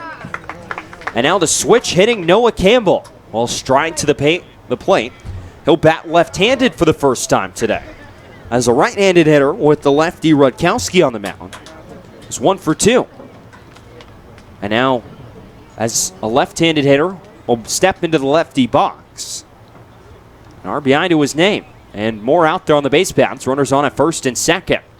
First pitch, swinging a ground ball towards second base, off the glove of McKenzie, recovers, throws to first, and it's not in time. So Campbell legs it out. A ball that kicked off the glove of McKenzie at second base. Couldn't recover in time, and the Red Sox now have the bases loaded. Tough play for McKenzie, who had to go way to his left. It took a tricky hop on him there at the end. Kicked off the heel of his glove, able to recover and throw to first, but it wouldn't be in time. So an infield base hit for Campbell. A real dream start for the Red Sox here, loading the bases. Actually looks like it's going to be an E4. Yeah, E4 there on Campbell. First pitch to Riley. King misses down low and outside. And it's 1-0.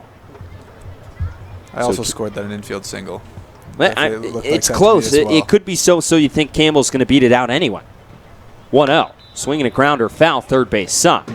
Count goes to 1-1. Official score thought that McKenzie could have made that play. So instead an E4. Not going to help out the average of Campbell. But nonetheless, he's over on at first base. Chance for King to drive in his first runs of the ball game. He's hit into 2 double plays.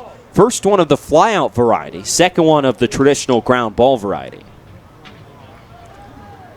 Sophomore out of Georgia. Bats right-handed, and time is called. As Johnson taking his time to get the signs from Greer behind the plate. We've seen King really break out the power stroke. All of 3 of his home runs have come in the last week. Beasley off of second, Beasley off of third part, and as King swings at the 1-1, grounds it foul on the first base side. Count will go to 1-2. But all 3 of his home runs have come in the past week. Had 2 in one game, and had 1 a couple days ago as well. You have Beasley over on at third, Samuelson at second, Campbell at first. And the shutdown, Carl Johnson, is in threat of giving up a run or more here in the bottom of the 6th. King behind 1-2. Johnson taking a while. Finally gets his sign from Jackson Greer. Sets at the belt. 1-2. Swing and a miss. Strike 3. That ball was in off the plate. King still swung at it and swung right over the top of it. trying to drive in a run for YD. And it will be out number 1 here in the 6th inning. You could tell he really wanted all of that one. A big, big swing from King there. So, here's Jack Wold. He's 0 for 2 with a pair of swinging strikeouts, both against Harry Rutkowski. Starter for Bourne, first pitch, way outside, gets away from Greer. The tying run, Beasley will trot down the third base line and score. Samuelson advances to third, Campbell to second. So just like that, a wild pitch. No hit needed. Ties this ball game up at 3. That one just sailed on Johnson, way up and outside to the left-handed hitting Wold, off the glove of Greer and all the way to the backstop. So now runners on at second, third for Jack Thomas Wold. 1-0 the count. Johnson fires. Swing and a fly ball, foul territory, and it gets out of play on the left field side. Wold, as a sophomore at UNLV, hit .331. 6 home runs, 9 doubles, 33 runs batted in. Entered today hitting .247 up here on the Cape. It's been with YD since opening day. 1-1. Fastball misses outside. Count goes to 2-1. Go-ahead home run yesterday. Chance for a go-ahead knock right here. In a rare time we get to see Jack Thomas Wold wearing the batting gloves here. He was complaining about a blister on his finger the last couple games. 2-1. Fastball stays upstairs, and it's now 3-1. We've, for most of the summer, seen Jack Thomas Wold without the batting gloves. A classic look. Clean look. I love it. No batting gloves on wood, nonetheless. And no grip. 3-1. Swing and a ground ball stabbed by Johnson on the mound. He bobbles it out of his glove, picks it up off the mound, and will throw to first, and it's in time to retire Jack Thomas Wold. So it's going to be a 1-3 putout to retire Wold, as the runners will stay put on at second and third. Now we'll bring up the shortstop, R.J. Yeager. Now actually it looks like it's going to be Jake Palmer to hit in the spot of Yeager. Finishes his day 1 for 2. And Palmer will hit here in the 6th inning. California, Irvine, Jake Palmer. So Palmer will step in. The UC Irvine sophomore.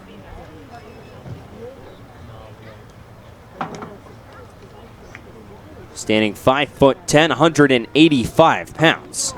Hitting .289, a double, a triple, and 2 RBIs. He's got a 5-game hit streak to his name that he can extend with a base hit here in the 6th inning, give YD the lead. So Palmer digs in. Noah Campbell leads off of second. Tate Samuelson leads off of first. Red Sox and Braves tied at 3. First pitch. Fastball called a strike. It's 0-1. Palmer yesterday versus Harwich was 1 for 4 with a strikeout. On base percentage sitting at .439. He's walked 11 times and only struck out 9. 0-1. Fastball misses upstairs, and the count will even at 1 ball and 1 strike. Did the same thing this season at UC Irvine. Walked more than he struck out. Shows you the discipline at the plate. 39 walks to 35 strikeouts. Not going to hit for a whole lot of power. Yet to go yard yet this summer. 1-1. Swing and a fly ball down the left field line. Chasing it is Fabian in foul territory right in the YD bullpen, and he there settles under it and makes the catch. Retires Jake Palmer and gets the Braves out of the jam here in the 6th inning. A wild pitch brings across the tying run, but the Red Sox can't do any more damage against Carl Johnson. We'll head to the 7th inning here at Red Wilson Field. It's all tied up at 3 between Bourne and YD here on the Cape Cod Baseball League Network.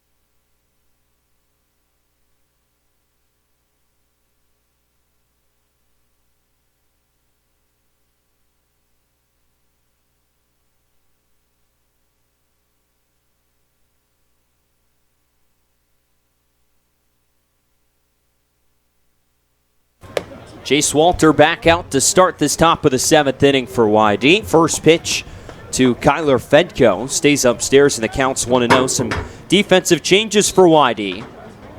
Noah Campbell moves from left field into second. And the 1-0 is swinging a one-hopper to the newest Red Sox. Wyatt Young out at shortstop. He fields on a hop. Strong throw over to first is in time to retire Fedko for out number 1 here in the 7th inning. So that kind of spoiled the defensive change.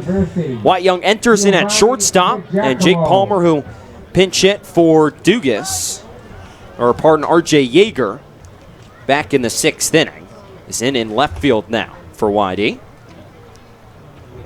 Here's the first pitch to DiGiacomo. Catches the outside corner from Walter, and it's 0-1. So Palmer in left, Young now at short, Campbell at second. Everyone else stays the same. 6'7" righty Walter sets 0-1. Breaking ball swung on and missed, and it's 0-2. 2 runs for the Braves in the top half of the 6th inning. 1 run for YD in the bottom half of the frame. Has us all knotted up at 3 here at Red Wilson. 0-2. Fastball misses away. And the count goes to 1 ball and 2 strikes here in DiGiacomo. Walters flashed the stuff. He has 3 strikeouts. And 3 of the 4 outs he's recorded have been of the strikeout variety here today. 1-2. Swing and a miss, strike 3. There's the hook again from Walter. His 4th strikeout here tonight. And there's quickly 2 down in the top of the 7th inning. We'll bring up the leadoff man, Cody Morissette, for his 4th at-bat of the ballgame. That hook has been something today for Walter. He really has that pitch working. Like I said earlier, I think that's what he's used to put out all 4 batters today, and I don't see any reason why he should stop. It's really confusing these hitters. So Morissette, the shortstop, first pitch to left inning hitting shortstop, catches the outside corner. It's 0-1.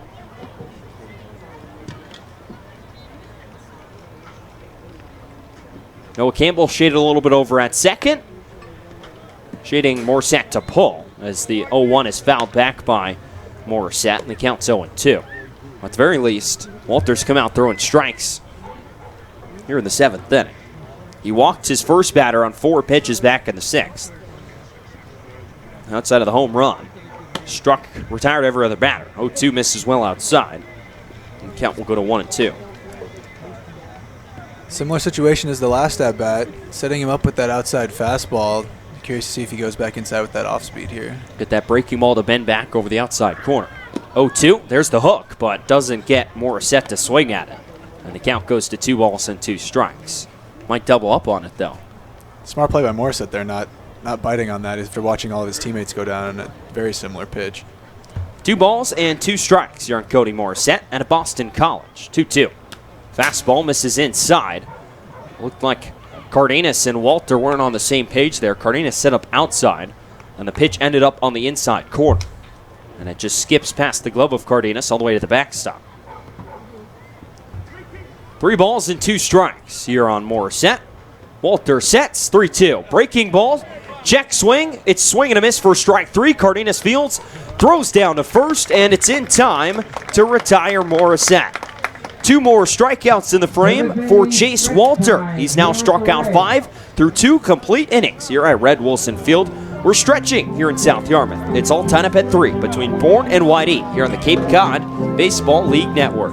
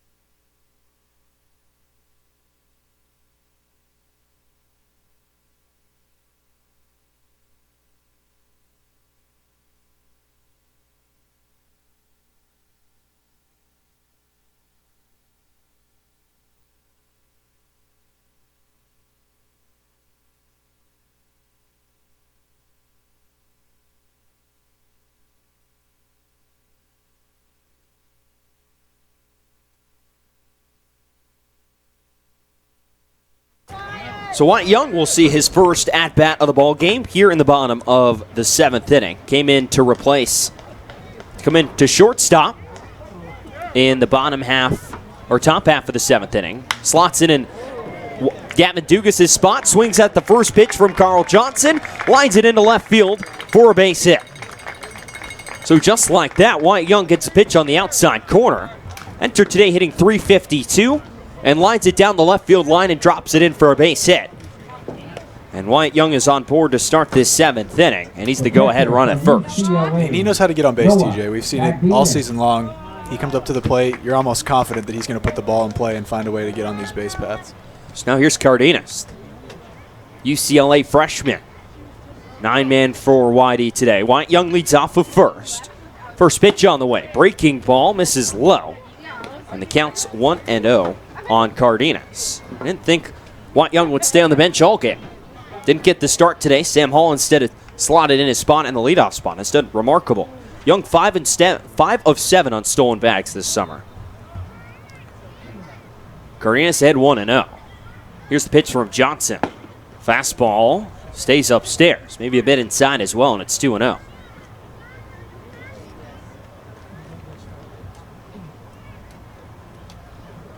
Cardenas, the Saugus, California native, was UCLA's leading hitter as a true freshman. The #1 team in the country for most of the summer. 2-0 fastball right down the middle. And it's 2 balls and 1 strike. In fact, if he didn't slump towards the end of the season and into the postseason, would have finished the season hitting well over 400. Ended the regular season hitting .407. But struggled in postseason play. UCLA dropping their own super regional to the Michigan Wolverines. 2-1. Swinging a pop-up. Foul territory, third base side. Giving it a look is Warren as he chases it back, but it will drop foul and out of play. And the count will even up at 2 balls and 2 strikes. Warren had to almost maneuver the kids out there down that third base out of bounds line. A lot of them coming in to catch that foul ball, almost getting in his way there. There is a line. So there's 2 separate lines here at Red Wilson Field.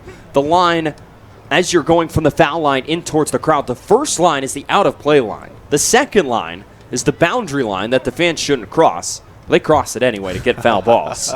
Gotta risk it for the biscuit. 2-2. Swinging a line drive off of Johnson. It kicks towards second base. Everyone's going to be safe. Cardenas cruises into first. Young cruises into second. So a lucky break there from Cardenas. The ball might have gotten through the infield anyway. But instead, Johnson kicks it off his foot, kicks it towards second base, and Cardenas is safe over on at first. And there's 2 on, and nobody out for Sam Hall, who's 2 for 3 today. I'm shocked that Johnson isn't asking for any medical or any training staff to come look at his foot. It seemed like Cardenas hit that ball very hard. Yeah, it was a rocket, barreled up. But looks like Johnson's going to be all right. Just glanced off of. Here's Sam Hall. Potential for go-ahead RBI right here. Clemson Tiger awaits the first pitch from Johnson. Instead of turning a look at Wyatt Young, no one holding him on at second base. But the shortstop scampers back anyway. Sam Hall, the victim of that incredible turnaround play that we saw from Murkowski. Let's see if he can get back on the board here. Stabbed it behind the back. Hall shows bunt, pulls back, called a strike anyway. Beloso at first crashed from his spot. Most likely to try and get Young headed to third base as he's the go-ahead run. Sunset set for 8:15 here in South Yarmouth. The sky's darkening a little bit. Pardon, 8:12. But still an hour plus away from that. 0-1 on its way from Johnson. Instead, another turn and look at second. Young not even too far off of second. And no one holding him on either. 0-1 the count on Sam Hall. We're going to see if he's going to get a chance to swing here or if he's going to have to lay down another bunt. Johnson sets at the belt. The 0-1. Hall shows bunt, pulls back, pitch misses high. Again crashing from first was Beloso. And the count's 1-1. And I'm sure a perfect bunt of the third base line here, resulting in an infield hit for Sam Hall with his speed. You read my mind there, too, with Warren not being able to crash, having to guard against Young coming to third, a well-executed bunt could really do wonders for this YD team, putting 3 on. 1-1 on its way. Bunt showed again, pulled back again by Hall, and the pitch misses high. It's ball 2, 2-1 the count here on Sam Hall. But especially if Johnson leaves a pitch over the inner part of the plate, makes it that much easier. Turn the bat head around towards third base. Doesn't have to be hit hard at all. Just get it in that direction. Johnson sets. 2-1 on its way. Hall shows bunt, lays it down third base side. Johnson off the mound, turns, only throw over to first, and the second baseman, McKenzie, was way off the bag. Hall's safe at first. Perfectly executed. Hall gets it down on the third base side. Defensive confusion as the first baseman Beloso crashed. Johnson off the mound had to field it. His throw to first was in time, but the second baseman McKenzie was playing off the bag. It looked like he was feeling towards the first base bag and wasn't on top of it, allowing Hall to reach. And now looks like Harvey Shapiro is out of the Bourne Braves dugout, and we'll see if that'll be it for Johnson, who's loaded the bases here with no one out in the bottom of the 7th inning. Just like we talked about, TJ, the bunt well executed down the third base line and causing chaos in that infield with the first baseman having to crash to guard against the bunt. Second baseman has to come over and cover the base for him. And he was, just like you said, off the base by a couple feet. So that'll do it for the Bourne Braves All-Star Carl Johnson. He leaves the bases loaded with no one out here in the 7th inning. We'll step aside, get you the new pitcher on the other side of this break here on the Cape Cod Baseball League Network.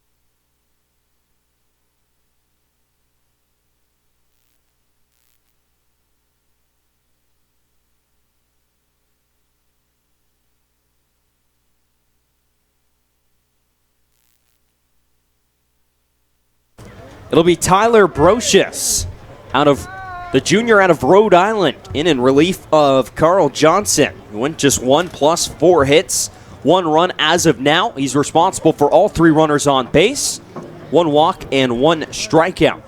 So Brocious will enter. Bases loaded, no one out. Brad Beasley at the plate. First pitch to the Cal Poly product. Sidewinder fires the first pitch inside. It's 1-0. Brocious this season, a 5.58 ERA. This is his 9th appearance. In 9 2/3, he saved 4 ball games for Bourne. He struck out 12 and walked 4. White Young's at third, Noah Cardenas at second, and Sam Hall at first. Here's the 1-0. Fastball called a strike, and it's 1-1 strike. Brocious stands at 5'11", 175 pounds, a native of Denville, New Jersey.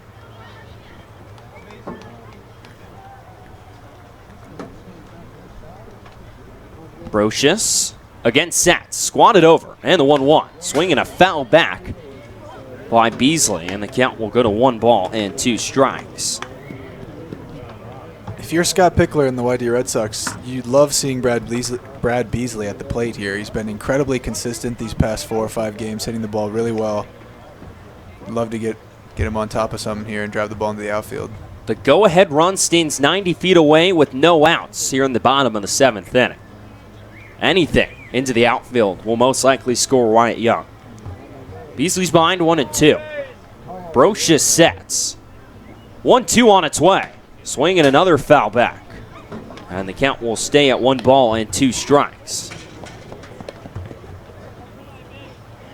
It's tricky. Right hand, right on right here. Brocious coming at the submarine angle. It is a crazy arm angle that he's throwing from. He's very tricky. bent over. And a right-hander, it starts out at your hip, pretty much. Or Beasley, maybe his knee. Here's the 1-2 on its way. Swinging a line drive into right field for a base hit. Wyatt Young jogs around. He'll come home and score. Scoring from second is Noah Cardenas. Beasley will advance to second, a misplay in the outfield. And it's now 5-3 Red Sox.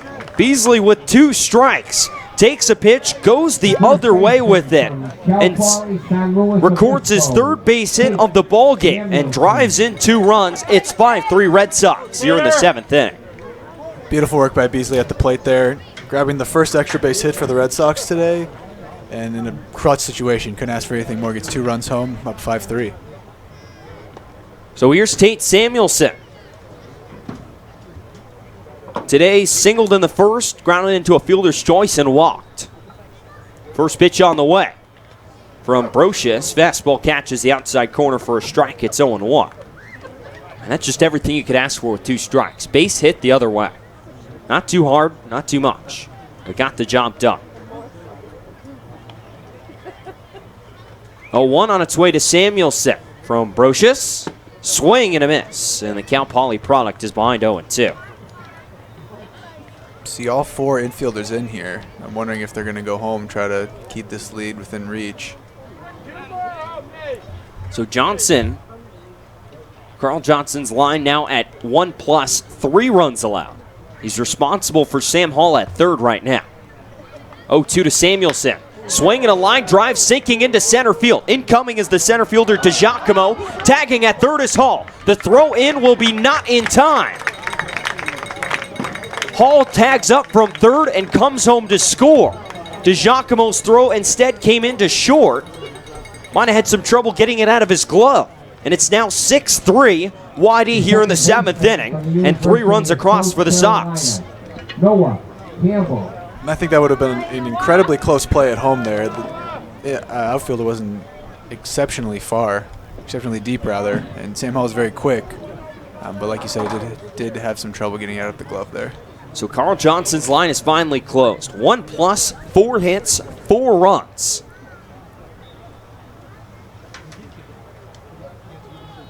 That will bring up Noah Campbell. Switch hitter batting left-handed. First pitch from the sidewinder. Misses outside. It's 1-0.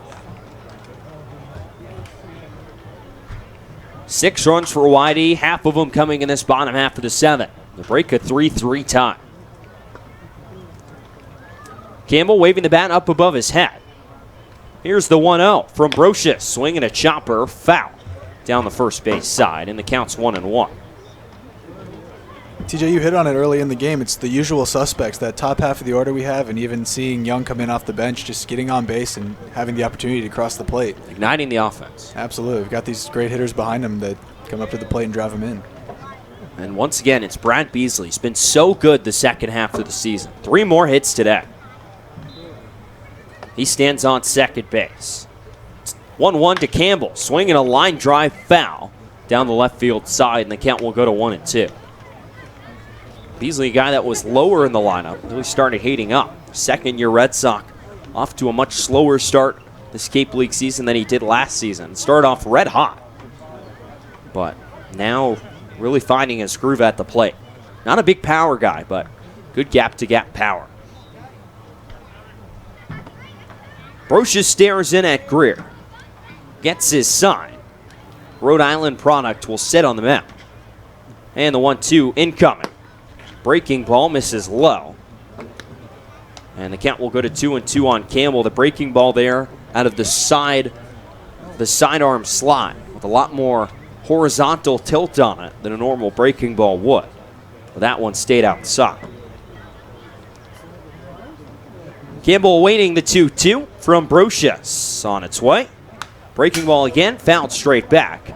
Campbell, just a defensive swing there, stays alive. Second straight hitter we've seen have an incredible at-bat here with 2 strikes. Just keep fighting off, taking what the pitcher gives you, try to drive a ball in the outfield just like Beasley did. Beasley, the lone runner, standing on the base paths at second base. Here's the 2-2 to Campbell. Beasley goes to third, swinging a ground ball up the middle, into center field for a base hit. It gets under the glove of DiGiacomo in center. Campbell will round second. He'll head towards third. Beasley comes home to score on the base knock. A misplay in center field by DiGiacomo. The run would have scored anyway. Beasley going on the 2-strike pitch, scores from second on the single. It's going to be an RBI single for Noah Campbell, and then a 2-base error in center field by DiGiacomo. And the Red Sox have a runner on third base. Here for Riley King. And another misplay in center field from DiGiacomo. We saw that earlier in the inning and comes back to bite him again here, letting the ball go right under his glove. These are the 2 best fielding teams in the Cape. And just a couple of uncharacteristic errors there in the field. Here's Riley King. First pitch to the Georgia product. Swing and a foul. Tapped up the third base side. And the count's 0-1.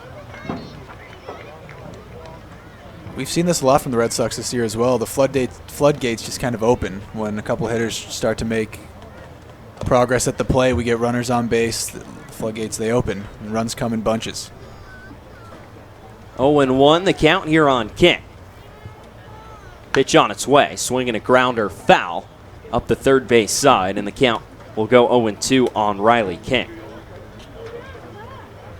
But again, for the second straight night, Red Sox fight from a deficit in the later innings.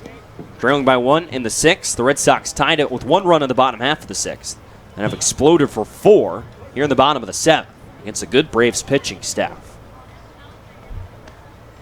0-2 incoming to King. Swing and a miss, strike 3. Breaking ball from Brocious gets King to fan as it dipped from the outside corner to well into the other batter's box for strike 3.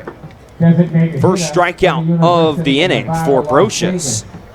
Riley King has struck out his last 2 times up, and that'll bring up Jack Thomas Wold, the designated hitter. Brocious needed an at-bat like that to kind of stop the bleeding here. Go quick, 4 straight pitches, and just get out, get 1 more out. So here's Wold with 2 outs. First pitch from Brocious. Breaking ball misses away. It's 1-0. Wold 0 for 3, a pair of strikeouts and a ground out. Back to the mound, and Carl Johnson his last time up in the 6th inning. 1-0 on its way. To Wold. Breaking ball fouled straight back. And the count will even up at 1 ball and 1 strike. It was not a cloud in sight around first pitch today. Clouds have gusted over the field now as we are past 7 o'clock Eastern Standard Time. Dampening out the sun a little bit. 1-1 to Wold. Swinging a high fly ball to center field. Chasing back to DiGiacomo. He looks up, and that one is out of here. Second straight game for Jack Thomas Wold. He goes yard, a 2-run shot here in the 7th inning. He brings home Campbell, and the Red Sox suddenly lead this one 9-3. No doubt about that one, to dead center field. TJ, if you look, he took off the batting gloves for that one. Back to his old self, hitting the ball out of the baseball park. Maybe that was the key. The left fielder from the University of 0 for 3 California, entering that at bat, and then swats a 2-run home run. And the Red Sox have exploded for 6 runs here in the bottom of the 7th inning. This Bourne bullpen just imploded on itself. So the 9th batter of the inning, and Jake Palmer will step to the plate. Now 9-3 wide E. On 13 hits. First pitch to Palmer. Breaking ball, called a strike, and it's 0-1. Jack Thomas Wold scored the first run of the season on a home run on opening day for YD in Katua. Then went over a month without a home run until he came in a pinch hitting opportunity yesterday and swatted one off the league's premier relievers. 0-1 lined down the left field side and foul, and the count will go to 0-2. And then today, after going 0 for 3, demolishes a pitch to straightaway center field and makes it now 9-3 wide E. No doubt about it. 0-2 on the way from Brocious to Palmer. Swinging a foul off the mask of Greer behind the plate, and the count will stay no balls and 2 strikes. Left center field gap is wide open for Palmer if he decides to hit it that way. The left fielder, Judd Fabian, almost shaded towards the line in left field. A slight shade in center field for DiGiacomo towards left center. 0-2 on its way to Palmer. Breaking ball stays outside. There's the good eye from Palmer, and the count will go to 1-2. If Palmer can reach, the man who led off this 7th inning, the spark of Wyatt Young, he sits on deck. He's single. 1 ball and 2 strikes here on Palmer. Brocious sets. 1-2 on its way. Swinging a line drive left field side and hooks foul. Skips down towards the Red Sox bullpen. And the count will stay at 1-2. This Wide team here in the 7th inning went single, single, single, single, sac fly, single, and an E9, and then a 2-run home run from Jack Thomas Wold. It's played at 6 runs. 1-2. Swinging a fly out of play left field side, and the count will stay at 1 ball and 2 strikes. Not having to hit the ball over the fence, of course, Jack Thomas Wold did, but before that, it's just the base hits and the execution. We've seen it time and time again coming back in the late innings. They did it yesterday. They've done it again here today. Palmer stands in. Brocious sets. And the 1-2. Breaking ball misses well outside, and it's now even 2 balls and 2 strikes on Palmer.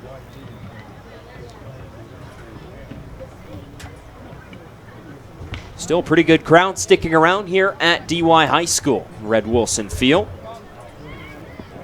Red Sox 6 outs away from win number 18 on the season. 2-2 on its way. Swinging a foul back again by Palmer. Putting up a good fight here with 2 strikes. And the at-bat will continue. Veloso at third is guarding the line. Everyone else, though, besides the left fielder Fabian, who shaded over towards the left field line, is playing straight up for Palmer. UC Irvine product. He'll dig back in from the left side. Brocious again sets. And the 2-2. Swinging another foul out of play. What an at-bat here from Palmer. As even though the Red Sox have scratched across 6 runs, Palmer's not going down without a fight. Palmer, the native of El Segundo, California, has hit well at the plate both seasons at UC Irvine so far. Has hit well up here on the Cape, just under 300.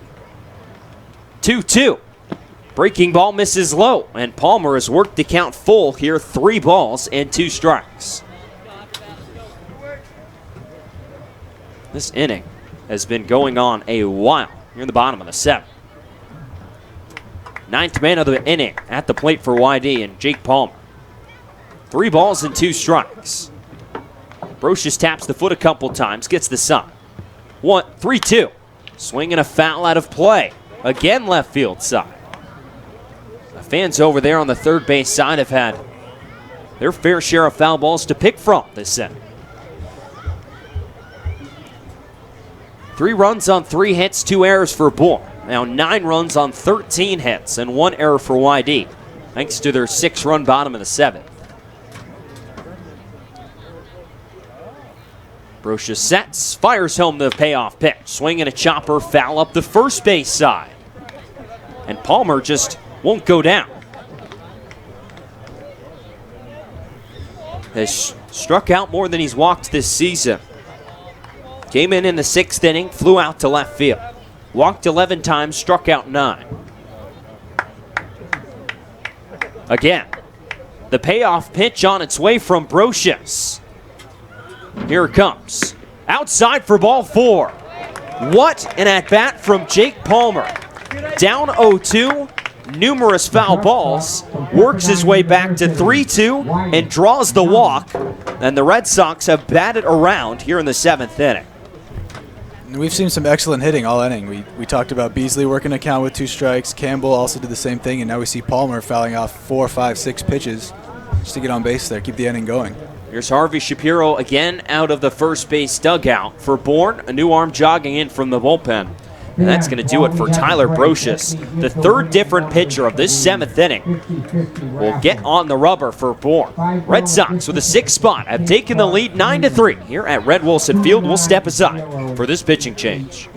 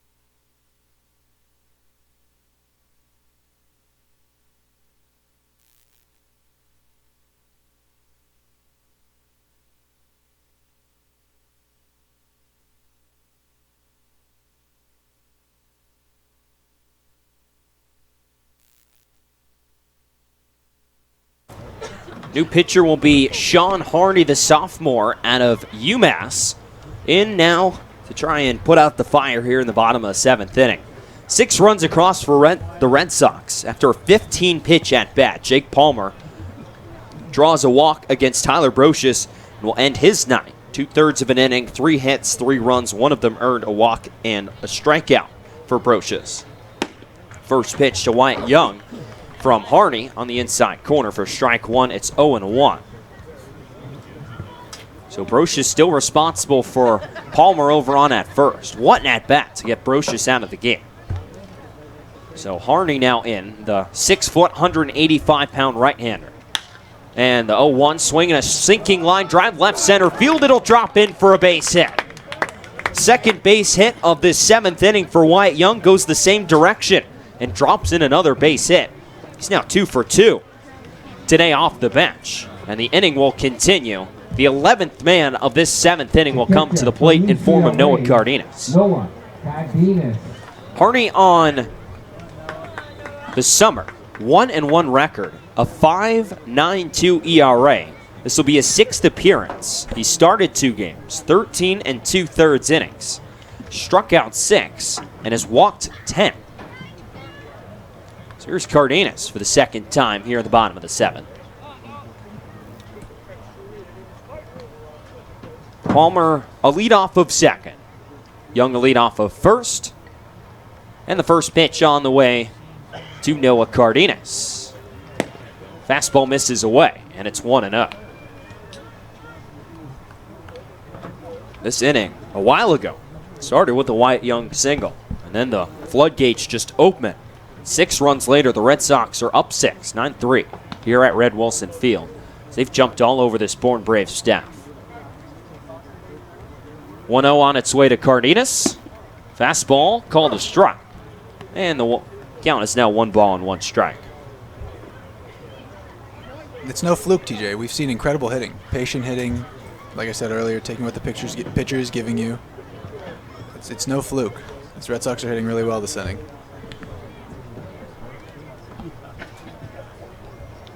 One on its way. Swing and a miss from Cardenas, and he's behind 1-2.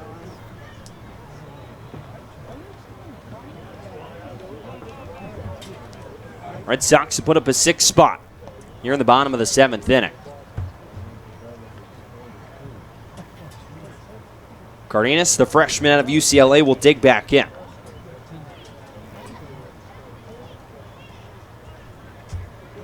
Seven hits on the inning for the Red Sox. Harney sets. And the 1-2. Fastball swinging a mile-high pop-up. Shallow left field. Out is this 3rd baseman and shortstop. In comes the left fielder, Judd Fabian. He'll end up calling off both of them and make the catch and finally get the Braves out of this bottom of the 7th inning. 7 runs and 6 runs later, the Red Sox will take a 9-3 lead into the top half of the 8th inning here at Red Wilson Field. 9-3 Red Sox here on the Cape Cod Baseball League Network.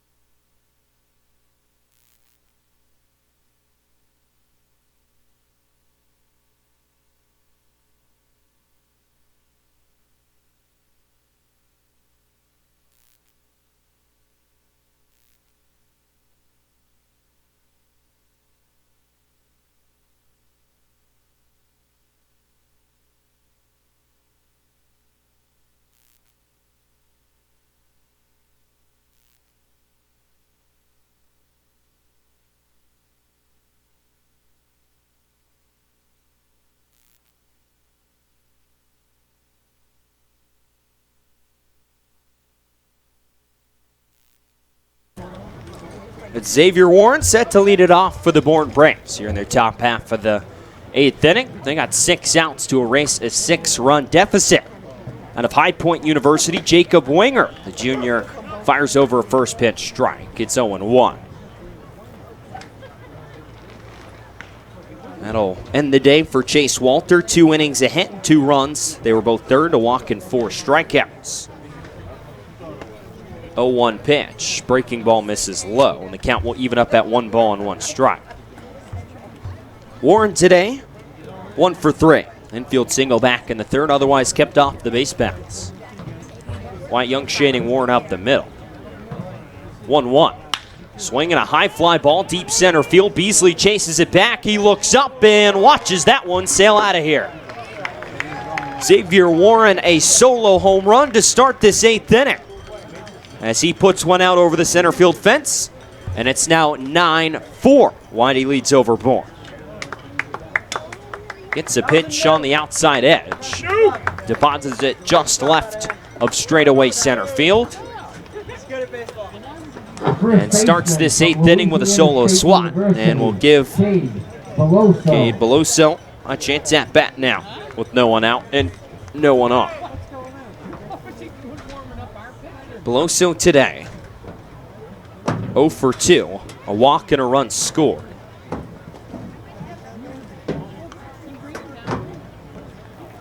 Winger sets, and the first pitch. Breaking ball, called a strike, and it's 0-1.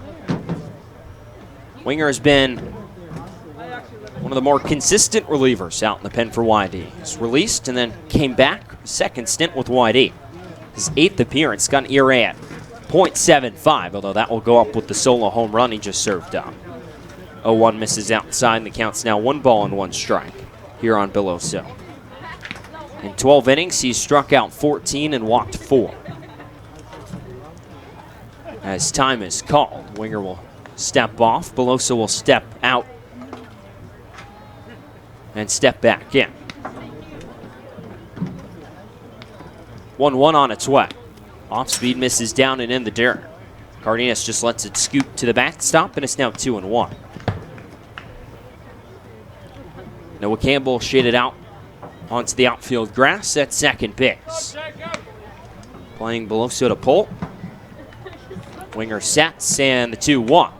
Swing and a foul. Chased one way up and out of the strike zone. Probably would have been ball 3, instead it's strike 2. And the count is even at 2 balls and 2 strikes. Thanks to a 6-run bottom of the 7th inning, Red Sox all over the Braves, 9-4 here in the top of the 8th inning. Winger sets, and the 2-2. Fastball stays upstairs, and the count will go full now, 3 balls and 2 strikes. That home run will just be the 2nd run Winger has allowed all season. Now in starting his 13th inning pitched.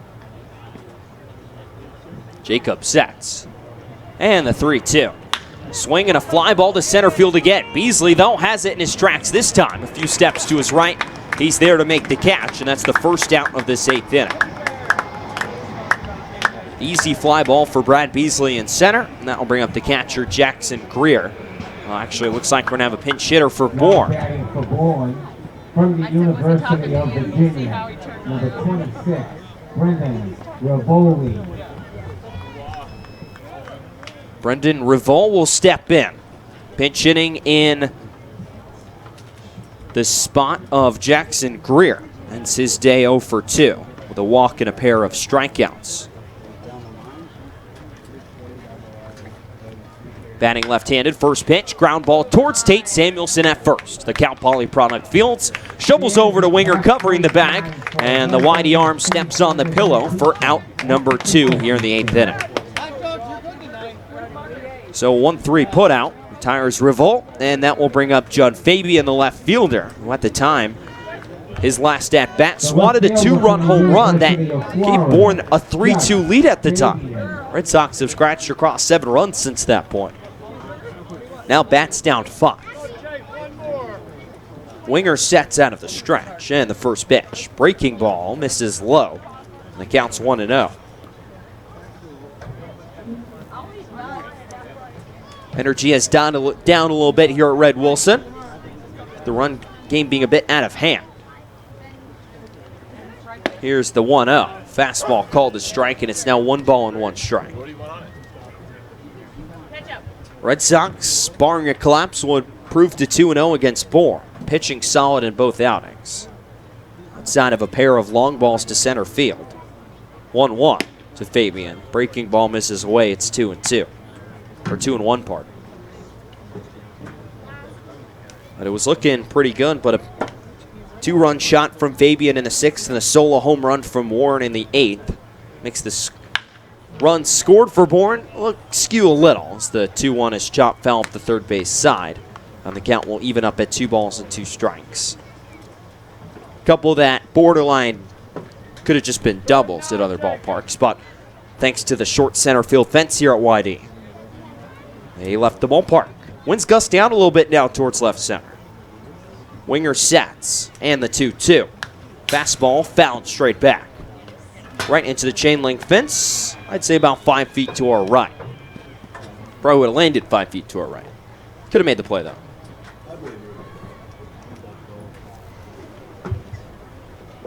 2-2 strikes to Fabian. Winger sets again at the belt. Righty fires home the 2-2, swinging a dribbler into the hole at short. White Young over to his right, fields it, kicks off his glove. There's no play at first. Fabian reaches on the infield single.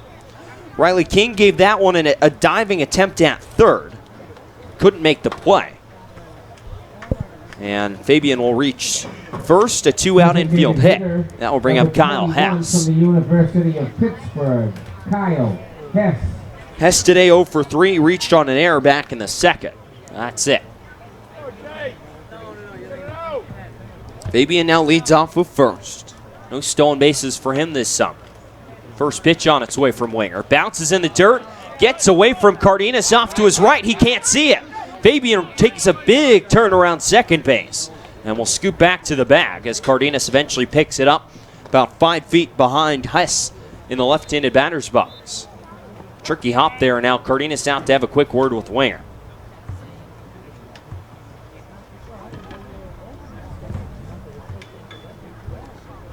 One run has been pushed across for Bourne here in the 8th inning, a solo home run.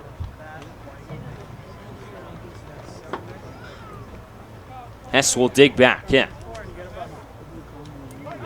Fabian will lead off of second.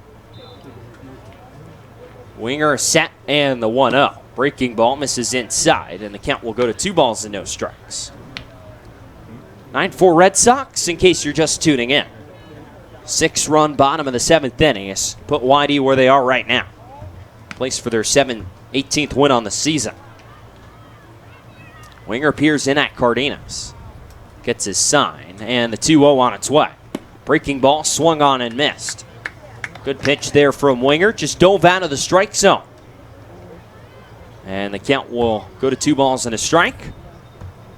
Red Wilson Field here at DY High School. Still a pretty good crowd here. Temperatures cooled off a little bit as the sun is hidden behind the clouds. 2-1, swinging a fly ball, foul territory. Left field side, Riley King giving it a chase. A fan runs out onto the field to try and make the catch there. But no one can come up with it as it bounces into the bullpen. Getting a little safety hazard out there with King ranging out towards left field. Riley King almost ran in there. But no conflict there. 2-2, 2 outs. Here to Kyle Hess. Let's see if Winger can put him away. He's gotten a couple of swinging misses this inning with a breaking ball. See if he goes to it again here. 2-2. Breaking ball, swing and a pop-up. Foul territory behind home plate. Cardenas tracking it up in the sky. He's there about 5 feet from the chain link behind home plate. He's there to make the catch, and that will retire the side here in the 8th inning. Winger gives up a solo home run to start the 8th inning, but otherwise leaves an infield single from John Fabian stranded on at second base. We'll head to the bottom of the 8th here from Red Wilson Field. It's the Red Sox 9 and the Braves 4 here on the Cape Cod Baseball League Network.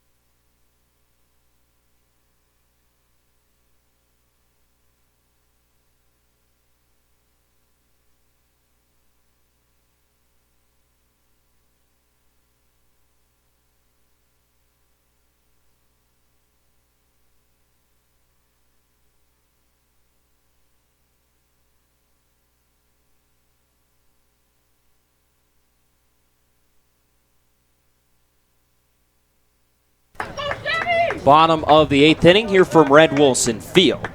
9-4 lead for the Red Sox. It'll be the top of the Whitey order. Sam Hall, Brad Beasley, Tate Samuelson set to come to the plate. Against a new pitcher on the mound out of Louisville, it's Kerry Wright. Tall right-hander standing at 6'4", 235. First pitch, fastball, called a strike, and it's 0-1.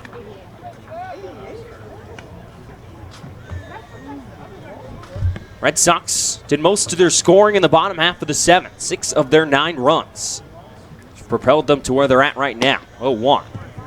Over on the outside corner for a strike, and it's 0-2.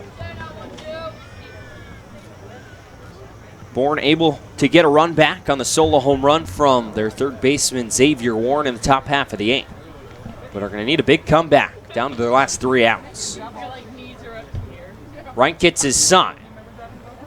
Out of the windup, the 0-2. Swing and a miss, strike 3. Breaking ball gets Hall. And that's the first out here in the bottom of the 8th inning. Hall down on strikes for the first time today. It's going to end his day 3 for 5. This is appearance number 4 for Wright. 0-1 record in ERA at 8.3 in 4 1/3 innings. He struck out 5 and walked 7. Control issues have been there. Here's Brad Beasley. First pitch to the Count Bolly product, misses outside. Beasley 3 for 4, a pair of RBIs and a pair of runs scored.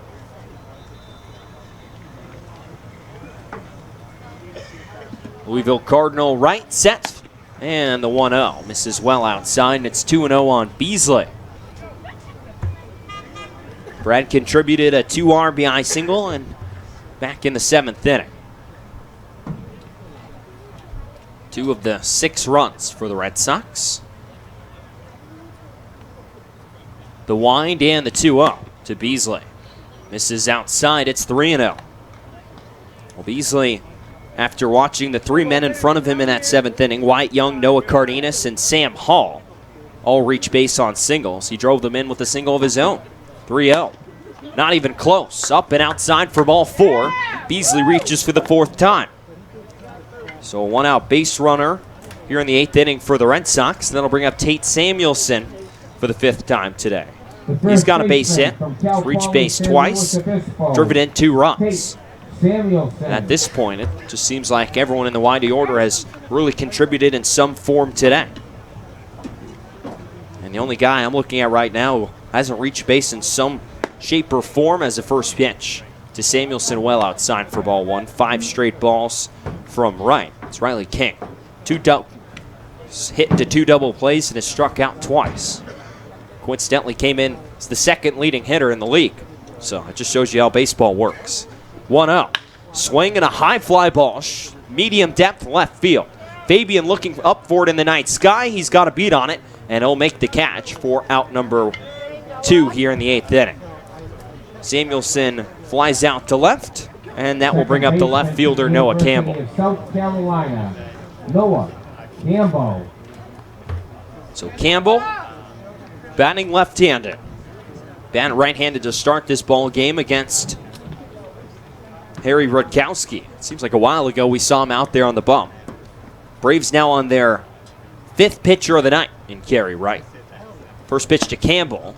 Misses down and inside. It's 1-0. This Whitey offense has just wore out this Braves pitching staff here today. And as a team, they've struck out 5 times across 14 hits. Here's the 1-0 to Campbell. It misses again. And the count is 2-0. To complement those 5 strikeouts, they've walked 3 times.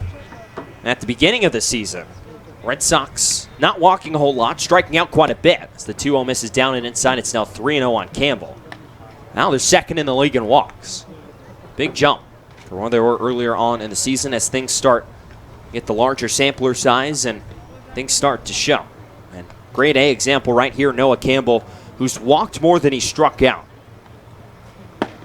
3-0, called a strike on the fastball. It's now 3-1. Campbell this season at South Carolina walked just 18 times. If he reaches base right here on a walk, he will have equaled that mark. 3-1. Chop foul right at home plate. And the count will go to 3 balls and 2 strikes. Campbell reached that mark in about 50 games at South Carolina. He's going to do it in less than half that here on the Cape. He's much more patient at the plate. Something about the wood bat that has just propelled Noah Campbell to a couple of really good seasons up here on the Cape. 3 balls, 2 strikes, 2 outs here in the bottom of the 8th. Wright gets his sign. The big righty fires home the payoff pitch. Swing and a miss, strike 3. Campbell chases up and out of the strike zone. Wright gets his second strikeout of the frame and faces 1 over the minimum here in the 8th inning, outside of the 1-out walk. We'll head to the 9th inning here from Red Wilson Field. 9-4 Whitey here on the Cape Cod Baseball League Network.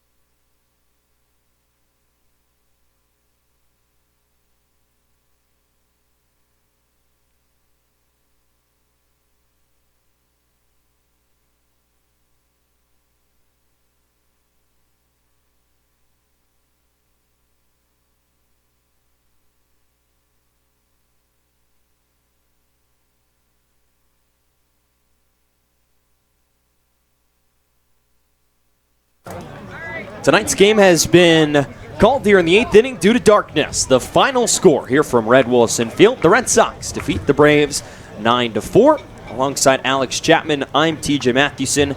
And Alex, it was getting dark pretty early. Sunset's not for another 20 or so minutes, but the umpires came together and decided to call this ball game here. 9-4 the final score, and that big 6-run 7th inning really was the difference maker here today. Absolutely. We saw the Red Sox bat around in that inning, even get an extra hitter up there, 10 to the plate. Just a lot of patience, people working counts. We had a lot of 2-strike counts, 3-ball counts, and guys really fighting. Jake Palmer, for example, a 15-pitch at-bat in that inning, really setting the tone for the rest of the hitters there, and a great inning just to get 6 runs on the board. You have Wyatt Young, the catalyst, off the bench, comes in as defensive replacement, leads off the inning with a single. Then you have 2 infield singles follow him. And then you have a 2 RBI single from Brad Beasley to break the tie. That was the real difference here today. Then you have a sac fly from Tate Samuelson. You have an RBI single from Noah Campbell, complemented by an E9 that allows him to get to third base. And then a 2-run moonshot by Jack Thomas Wold to put the capper on it today. That will take away from the performance from Jack Leftwich, a good bounce-back performance from him. Had all 3 of his pitches working, 5 innings, 2 hits, 1 run. It was earned, a walk, and 4 strikeouts. Looked a lot more comfortable than his last time out against Wareham here today. Yeah, absolutely. It was nice to see him command the zone there and really work, like you said, all of his pitches on the mound today. Nice to keep that home run total low. We mentioned it earlier before the game, 6 home runs on the season. It was nice to see him not give one up today.